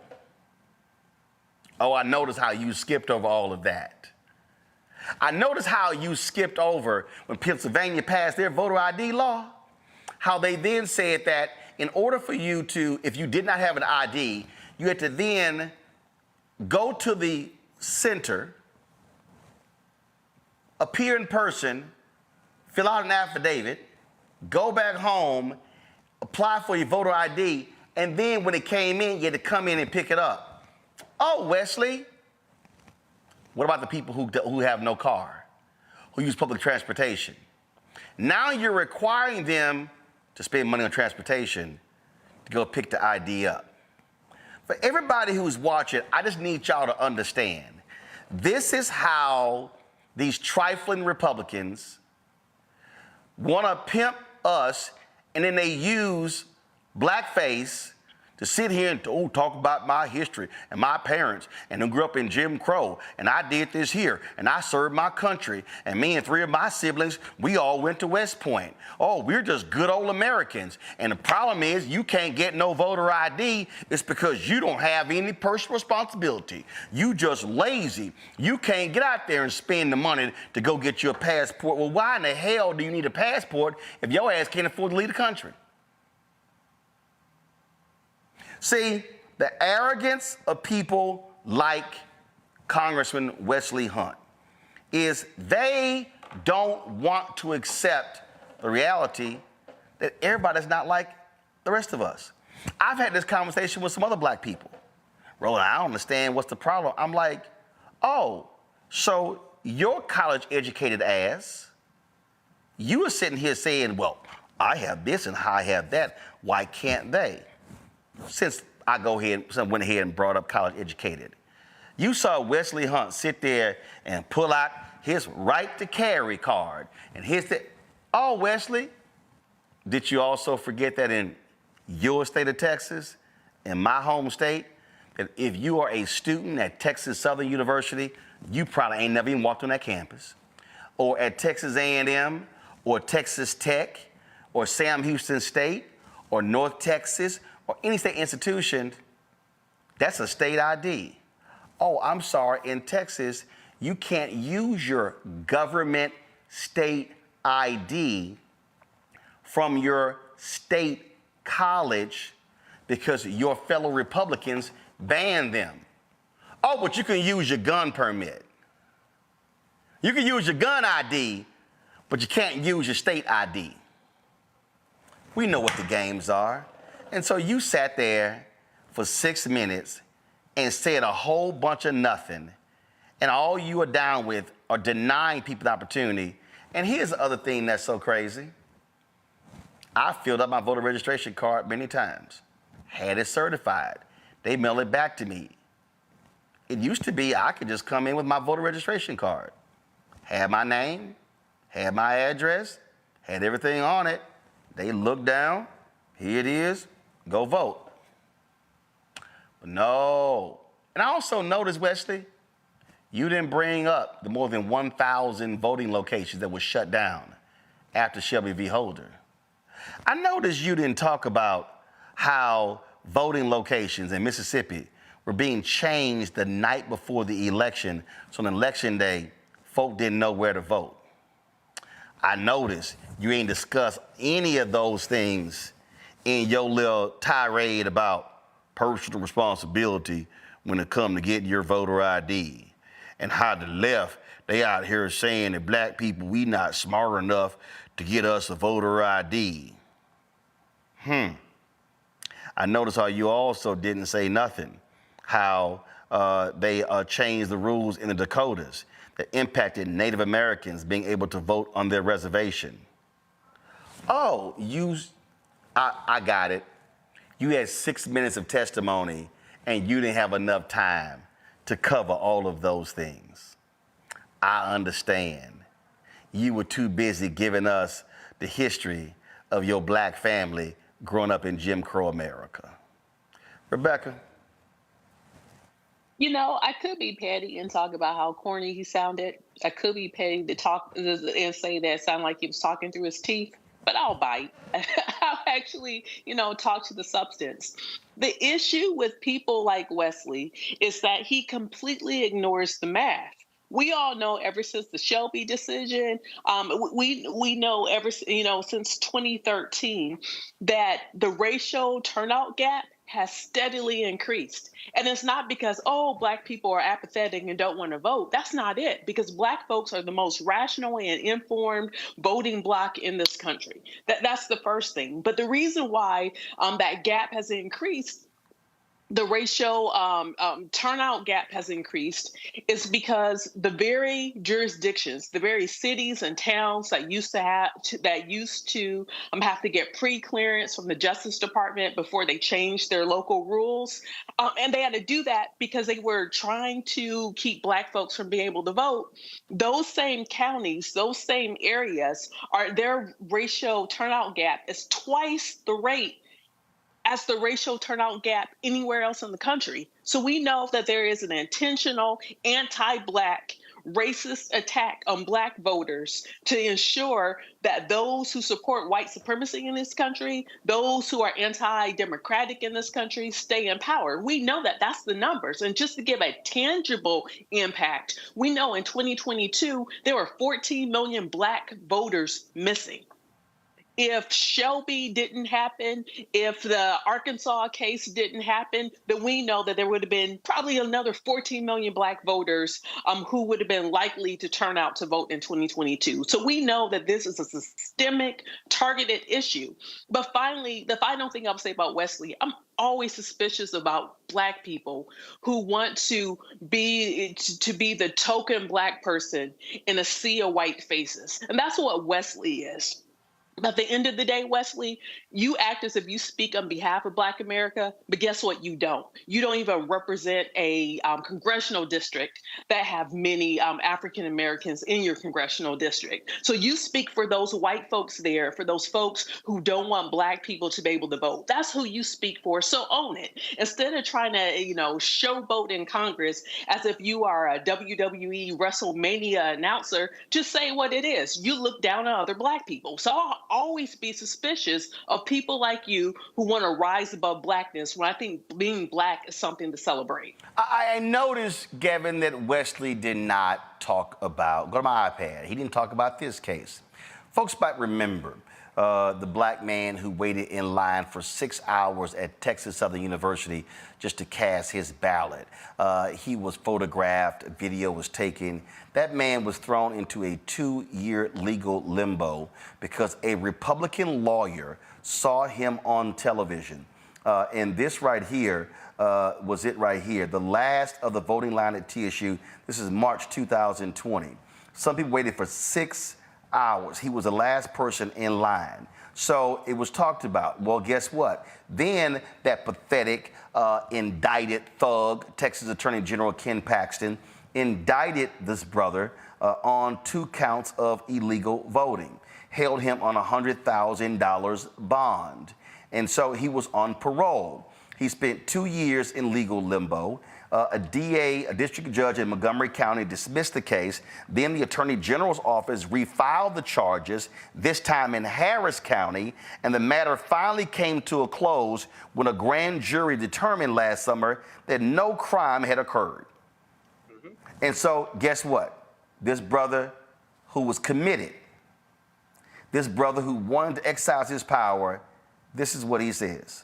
He's not gonna vote again. I know I'm not. I mean, I care. He's no longer on parole and is eligible to vote. He goes, I mean, I care. But if I had to go through all of that just to vote, no. What happened in Florida last year when they arrested several black and Hispanic and some white folks, accusing them of voting illegally. Well, guess what? The judges threw out all those particular cases, but that wasn't the point. The point was to serve as a chilling effect and to say, if you ever serve time in prison, this might be you. That's why they're still going after Crystal Mason 7 years after the fact. This is what Republicans do. But I noticed Congressman Wesley Hunt, he didn't bring up none of this. Well, Roland, you know what else he didn't bring up? He didn't bring up the fact that Republicans in my home state of Georgia passed Senate Bill 202 after the election of 2020, which now makes it a crime to give food and water to people like that gentleman there in Texas who may have been waiting in line for 6 hours or longer. And like you said, they've been closing down polling stations and all of that. So, of course, Representative Hunt didn't mention any of that. He said it's not the 1950s anymore, it's 2024. That's the point. It's 2024, and we're still trying to make it harder to vote. I'm not sure how much he and Ben Carson and Byron Donalds and Tim Scott are getting paid for all this, but it's sad. And it's not because I think all black people have to think the same way. But when it comes to issues like voting rights, I guess to me, it's just pretty simple. You either want to make it easier to vote or you want to make it harder to vote. You either think that the right to vote ought to be expanded or it ought to be contracted. And it would be one thing if, there was some evidence that there's voter fraud. We know that those are lies. That couldn't be further from the truth. But Congressman Hunt, by talking about the results of his election, all of that, he said the quiet part out loud. He made it clear that this is all about power. Republicans are scared that they're going to get beat, so they know they got to rig the rules of the game. And we can trace all of this back. We talked about Shelby County in 2013, but this can all be traced back. These modern attempts to suppress the black vote can be traced back to the election of Barack Obama. And we know it's been an open season on voting rights since then, of course, in 2013. And I can say, going back to being a Georgia voter, that I've experienced the effects of SB 202. It's now harder for me to vote by mail. There are more steps that I have to take. When I was voting in the primaries just last week, I got a call from the voting office saying that they mailed me the wrong ballot and they were going to cancel it. I have no idea what is going on. This is for someone like me who's relatively privileged and politically engaged. So think about what that means for so many other voters. The last thing I'll say, he tried to make it seem like, oh, we got all these people voting, these rules these new laws aren't really being a barrier to black voters. We might have more black people voting, but that's not because of anything he has to say. That's because of the sheer will and determination of the voters in our community. It's a testament to the magnificence of Stacey Abrams, and it's a testament to the dedication and the hard work of people like Rebecca, who just spoke before me. So that's what I got to say, Roland. Greg, Wesley Hunt posted this on his little Facebook page. Go to my iPad. Emily and I are honored to exercise our right to vote. Hashtag I voted. Yeah, you and Emily voted, but y'all sure as hell don't mind stopping a lot of black and brown folk and poor white folk and young voters from voting. We know that you have on record where a clerk in Wisconsin in 2020 said she moved an early voting location off of a college campus because too many young white kids were voting Democrat. And they moved it to a location further out with a small parking lot. See, these are the games Republicans play. They don't want to make it easier to vote. They love talking about the troops. And you heard Wesley sitting there talking about, oh, I served my country, and me and my family, we served our country in the military. Oh, but they want to make it harder. They want to get rid of ballot drop boxes. They want to cut early voting locations. They want to rig elections and steal them so they can win because they're actually on record. The former Georgia Speaker of the House who died last year said, if we pass all these voting laws, we will never win another election. They know it. They've said it. If you expand the opportunities for Americans to vote, Republicans say we will never win because they don't want to win on policy. They want to win by cheating. Absolutely. And they call that election integrity. Anytime you hear the white nationalists refer to election integrity, what they mean is voter suppression. You know, I appreciate you, Rebecca. You took the high road. I'm not going to take the high road because I have an example in Roland S. Martin, who just showed that man's wife and goaded me into mentioning that. I mean, they got this man out of central casting. There seems to be something. There seems to be a batch of these Negroes with the crushed larynxes. Maybe it's their esophagus. I'm not sure. Maybe it's the trachea that allows them to talk like that and say, you know, back in the 40s and 50s. What is this ragged projection? Your whole throat is constricted trying to prove to white people. This is the Negro who, having pulled out his 50th or 60th ID when he's led away in handcuffs, is still trying to convince these people that he's on their side because he just can't believe that somehow all of his loyalty won't be rewarded one day in heaven. I mean, he's already gotten an earlier prize, but yeah, to the point. I mean, and I appreciate again what you said, brother. We just lost this week the great Dory Ladner, a great civil rights warrior and titan out of Hattiesburg, Mississippi. She and her sister Joyce, member of Student Nonviolent Coordinating Committee, a sister who headed up the local office of the Council of Federated Organization. Of course, was there when they had the bombing at 16th Street Baptist Church, the funeral for 3 of the 4 girls who were killed that day in September 1963, and then followed that up by being at the center of Freedom Summer. And Dory Ladner said, I was born to rebel. I was born to fight. We have to understand that these people cannot be reasoned with because it isn't about laying out facts. They know the facts. But as you say, Roland, they just want to win. So when you get a crushed larynx Negro like that, a Negro who was in the House of Representatives, shout out to the Texas 38th for sending your mascot to the federal legislature. When you see him testify as he did before the Judiciary Committee's subcommittee having the hearing on the John Lewis Voting Rights Act, no doubt that little Lynn Graham, who is the ranking member of the Senate on that committee, reached out to the other side and said, mascot, come here, because we got little Timmy over here in South Carolina, but we need you to come in here and talk about going to the polls and pulling out your 6 or 7 IDs. But here's the little memo, son. Let's be very clear. The ID that counts the most in this country is the ID you came out of your black mother's womb with. And no piece of paper, no ability to choke your voice and show up with your wife and say that you all respected none of that's going to save you. One other thing I'll say, as you know, Roland, because they live in the neighborhood with your family, you know, my sister and brother-in-law, my niece and nephew live in Texas, and I got a lot of good friends in Texas. And when they take their teenage children to go get driver's licenses and learner's permits, they have found now that you have to make an appointment, and they take maybe 5 walk-ins a day to get a driver's license. And in Texas, you can wait as long as 3 damn months. To anybody got a teenage child in Texas, go ahead, Roland, because you know about. Oh no! I just had to. My driver's license expired before my birthday, and I literally had no idea. So I called. I told my parents I was flying in, and they said, "Hey, why don't you go to the driver's license location in Midlothian, in south of Dallas, because it's small, not a lot of traffic." All right, so I go in. Now, mind you, I got a driver's license. I'm just getting it renewed. I go in. They go, "Oh, no, we still have the COVID rules in place. You have to make an appointment." I go, "Excuse me? I have to make an appointment?" "Oh, yeah, it's on the website." So I'm like, look, I'm only in town. I literally only flew in town to get it renewed. So, or it may have been around voting as well. I may have voted, and then I said, well, I'm here.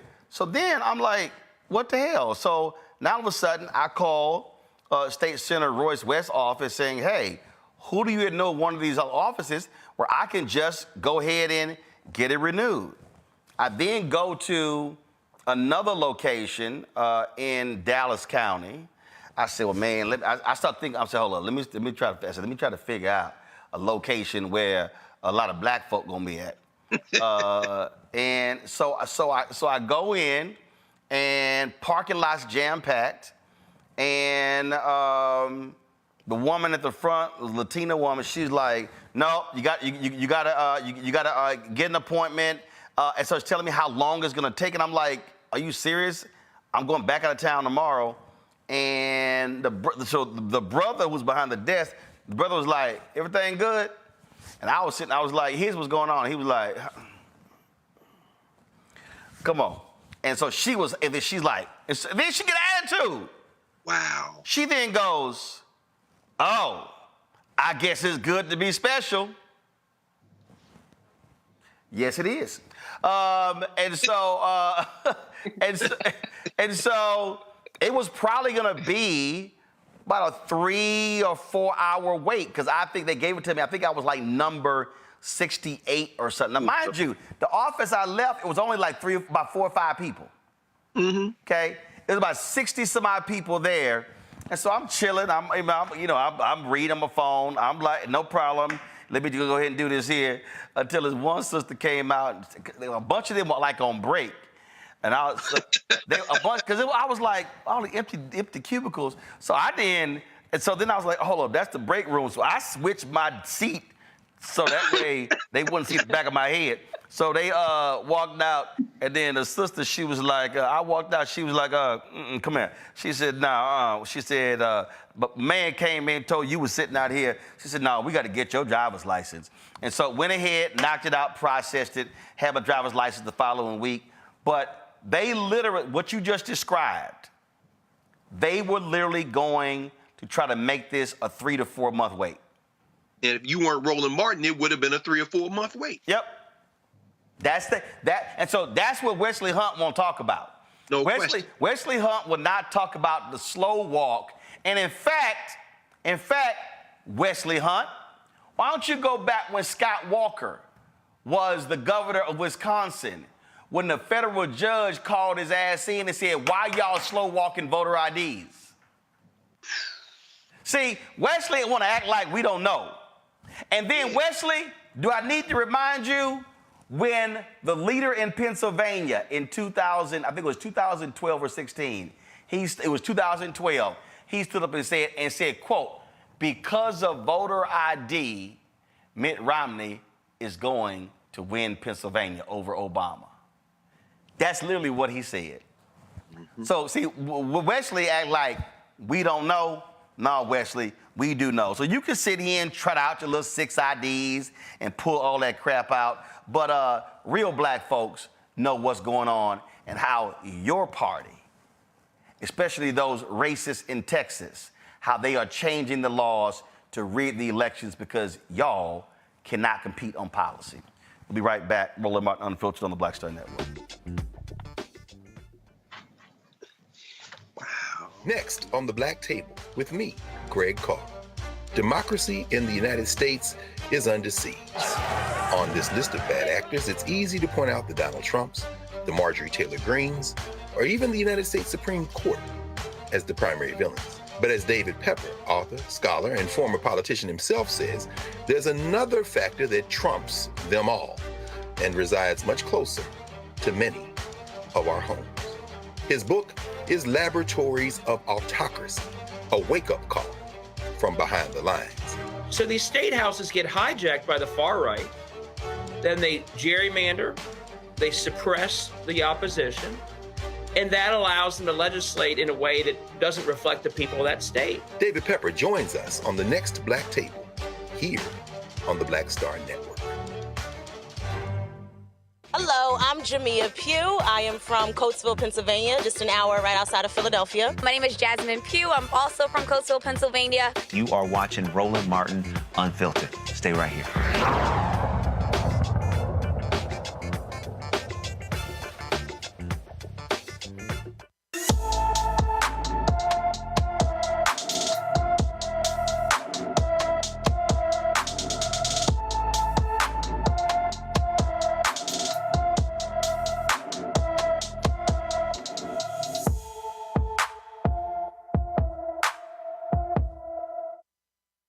Folks, Ethan Dunn has been missing from De Pere, Wisconsin since February 18th.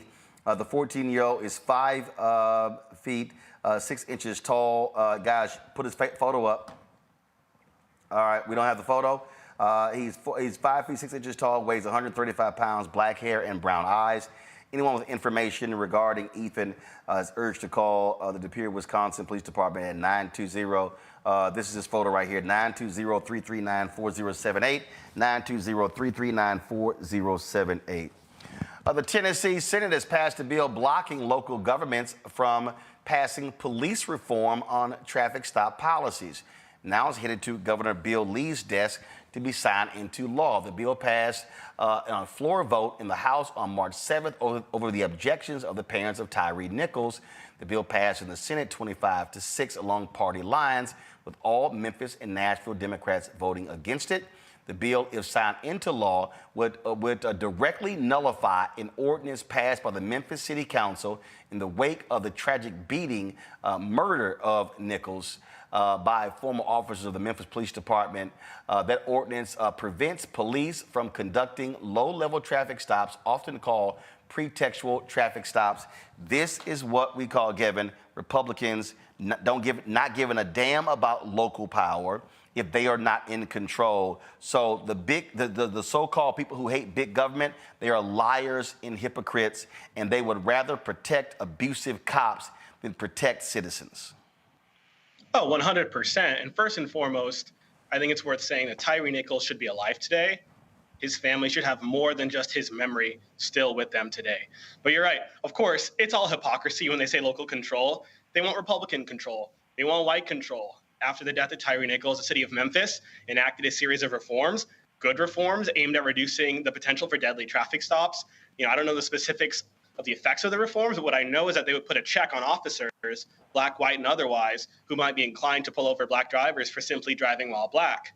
And like you said, extremists in the state legislatures, like in Tennessee and states across the country, they don't like that. And so what we see here reminds us that these threats to our democracy go far beyond Donald Trump. We like to sometimes think that, as long as we beat Donald Trump in November, then, we don't have to worry about, threats to our democracy persisting. But those threats are alive right now. They'll be alive after November, even if Joe Biden wins the election.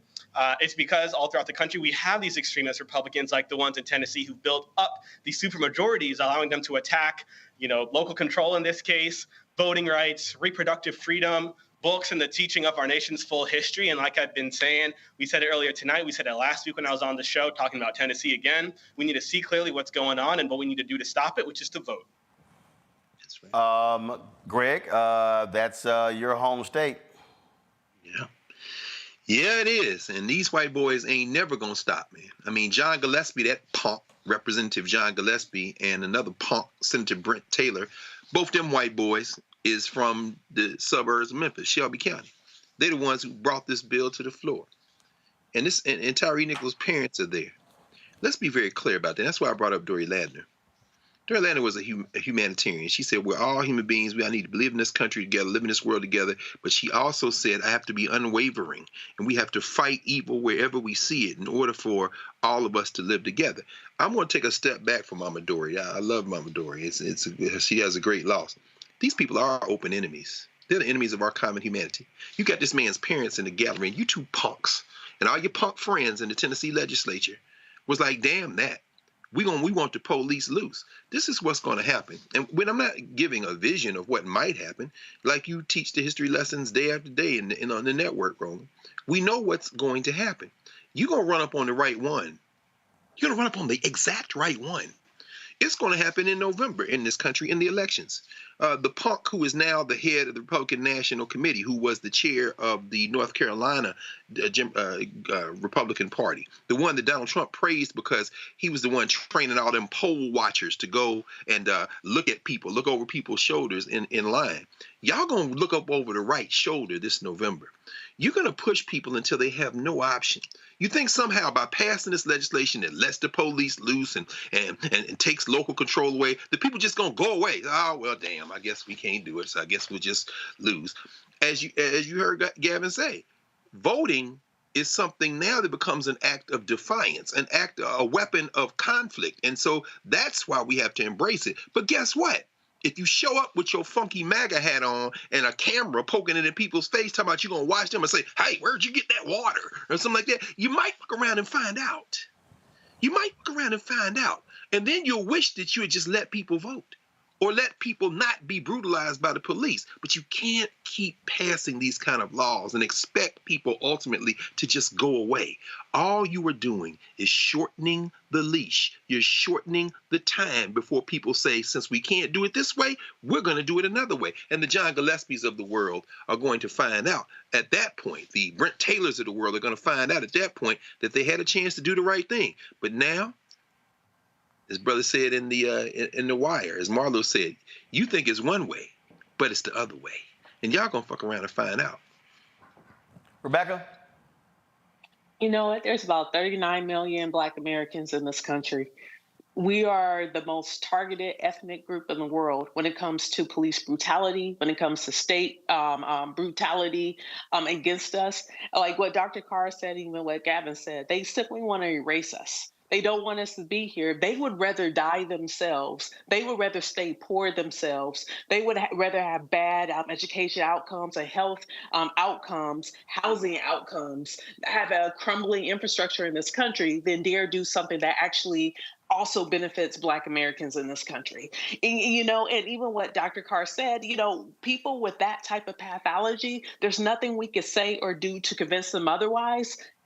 But what we can do, we got to show up in November. We got to be able to vote them out. We know that even with all of with everything that's against us, with the voter suppression in this country, if we still can manage to squeak out and vote as maximum as we can, we know that we will overcome them at the ballot box. But then once we overcome them at the ballot box, we have to really hold the new elected officials' feet accountable. We have to make sure at the state level as well as the federal level that they get rid of qualified immunity. Qualified immunity is what prevents us from actually going after people's pensions. Because if you go after a pension fund, then guess what? You're going to start to clean up law enforcement in this country, because this country runs on dollars and cents. And if we're actually able to make it hurt in the personal pocketbooks of these perpetrators, then we'll start to see a decrease in the attacks by law enforcement against Black folks in this country. Folks, a Mississippi police officer is accused of forcing a person who was being booked in jail to lick urine off the floor of a holding cell. Former patrolman for the Pearl Police Department, Michael Christian Green, this is his photo right here, is facing one federal count of deprivation of rights under color of law, according to a criminal information filed earlier this month. The document alleges that the man Green arrested knocked on the door of a holding cell and said he needed to urinate. After a while, the man urinated in a corner. Green allegedly threatened to beat him with a phone and commanded him to, quote, lick it up. Green stood in a doorway while the man, who gagged and later vomited in a trash can, did so, the document says. Green even recorded it on his cell phone. This is the kind of person right here, Rebecca, that, and now you notice this is a federal complaint, not the local DA, not the Mississippi Bureau of Investigation, but the feds had to indict his punk ass. I expect a dumbass like him to do dumbass things. He looks like a dumbass. He acts like a dumbass. And he did something as a dumbass. The bottom line is, when I hear from people in the law enforcement community who talks about, oh, we're a professional, we're professionals, then act professional. Do something. Don't allow for this to happen. Because guess what? This is probably not the first time that officer has done something like this. It should not have to take the Justice Department to prevent and stop things from happening like this. So for all those who see something, you tell us, see something, say something, then you see something, say something, and do something to stop this. If you don't want the federal legislation, that will have to happen. If you don't want the state and local legislation, that's going to have to happen to actually have police reform, then do something, voluntarily do something. But guess what? You all don't want to do anything. You want to uphold white supremacy. You want to dehumane people. You want them to act as dogs and as alley cats and dogs and all sorts of animals. That's how you treat us. That's how you see us. But like even with something that Dr. Carr was alluding to, at some point you're going to mess with the right one. People are going to get sick and tired. And as an ethnic group, we're not going anywhere. We survived the Middle Passage. We're going to survive this too. So you might not want to F around and find out what's going to happen when you get to that right one who's like, I have nothing to lose, because that's the corner that you're pushing me into. They don't want us there. So why don't you voluntarily do something, reform, before we have to now make you reform? Gavin, this little punk was relieved and resigned on December 27th. The criminal information charge was unsealed March 4th. He pled guilty today. Gavin, you're on mute. You're on mute. I'm sorry, Roland. Go ahead. This should go without saying, but it's disgusting. It's inhumane. All people deserve respect and dignity, including and perhaps especially those who are going through our criminal justice system. I want to make 2 points. One, we got to talk about what's happening in our jails. Look, I don't know the race of the jailed individual who is the victim of this crime, but what I do know is that in Mississippi, Black people are only 39% of the state population, but 57% of the people in jail and 62% of the people in prison. And we know it's not because Black people commit crimes at a higher rates. President Biden announced earlier in his term that he was phasing out federal contracts with private prisons, and that's awesome. It's also one of the few things he can do in his position as president. But we need to remember that in many cases, it's in state jails and prisons where misconduct on the part of guards is running rampant, including when it comes to sexual violence. And when it comes to jail, these are people who haven't had their day in court yet. They're waiting for that. So many times these victims are completely innocent. But even if they're guilty, no one should have to experience what some people in these situations have experienced. And I'm from Atlanta. This has been happening. What's happening in the Fulton County Jail is unspeakable. They've stopped accepting new inmates. I'm so sorry, Roland. I have to leave this space in one moment. I got you. There's a man being held there who was found dead, completely covered in bed bugs in his mouth, all over his body, and it's unacceptable. And the second thing is that elections have consequences in so many ways. Like you pointed out, the charges here being brought against the officer, they're federal offenses. That means they're brought by the Attorney General. And had this happened in the Trump administration, I would not be surprised if these charges wouldn't have been brought. The judge who oversees this case will be a federal judge. We know Trump did his best to stack the judiciary with young right-wing judges, but President Biden has been nominating and confirming judges at a rapid rate, including Black and brown judges. And of course, at the state and local level, we got to pay attention to these officials who are voting or not voting for, who have so much power. And the last thing I'll say, this happened in the same county in Mississippi where those cops who call themselves the Goon Squad pulled up and beat up on 2 Black men for apparently pure amusement. So there are clearly a lot of bad apples in that bunch. The perpetrator here has to be held, accountable to the full extent of the law, and we can't let something like this ever happen again. All right, Gavin, we appreciate it. Thanks a lot. Y'all, this is Michael Christian Green walking out of court yesterday. Faces up to a year in jail, $10,000 fine, 26 years old. The man who he made do that was Latino. Greg, I get stopped by a lot of brothers who come out of prison who said, we watch you in the prison and jail cells. Y'all get a good look, and you put him to work licking urine when he got to go to that federal prison. Yes, sir. Yes, sir. That's the power of the Black Star Network right there, baby. Yes, sir. What happened to his Tate Reeves Memorial bad toupee? Or did he shave off that upsweep? This is his mugshot right here. I know. Y'all go ahead and show it. Come on. Yeah, there's the Tate Reeves tribute hat, bought probably Dollar General, the Family Dollar, or one of the local finer establishments.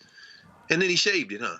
Well, as you say, maybe the brothers will get a chance to be a barber for him too while he's And again, the man who may do it was Latino, so all the vatos, y'all go ahead and handle that. Y'all go ahead and handle that. Y'all go ahead and handle that. All right. That's it. Before I mention, you know, Pearl is just east of Jackson. Jackson tried to incorporate Pearl in 1968. It's right over the Pearl River from Jackson. They incorporated in 1963. That little town's about 60% black. That's part of that whole criminal enterprise you've been covering over the last year or so with them trying to carve out these bedroom communities and make sure that white boy don't get a job in that new police district they're trying to create in Jackson. And there you go. There you go. All right. Greg, Gavin, Rebecca, I appreciate y'all being on today's panel. Thank you so very much. Shout out to Virginia Union University. I'm rocking their shirt this week on today. So glad to represent them as well. So, folks, I appreciate it. Tomorrow I'm going to be in Los Angeles. Normally, the NAACP pre-award show dinner is on Friday night. It's actually tonight. But I'm going to be there. The Image Awards is on Saturday, so we will be there for that. And then I'm going to be in L.A. Monday and Tuesday. Tuesday, they have the premiere, the Netflix world premiere of the movie on Shirley Chisholm starring Regina King. We'll be live there on the red carpet, broadcasting and then live on the red carpet. So a lot of things happening. So folks, please support us in what we do. Please join our Bring the Funk fan club. Your dollars are critically important for the work that we do.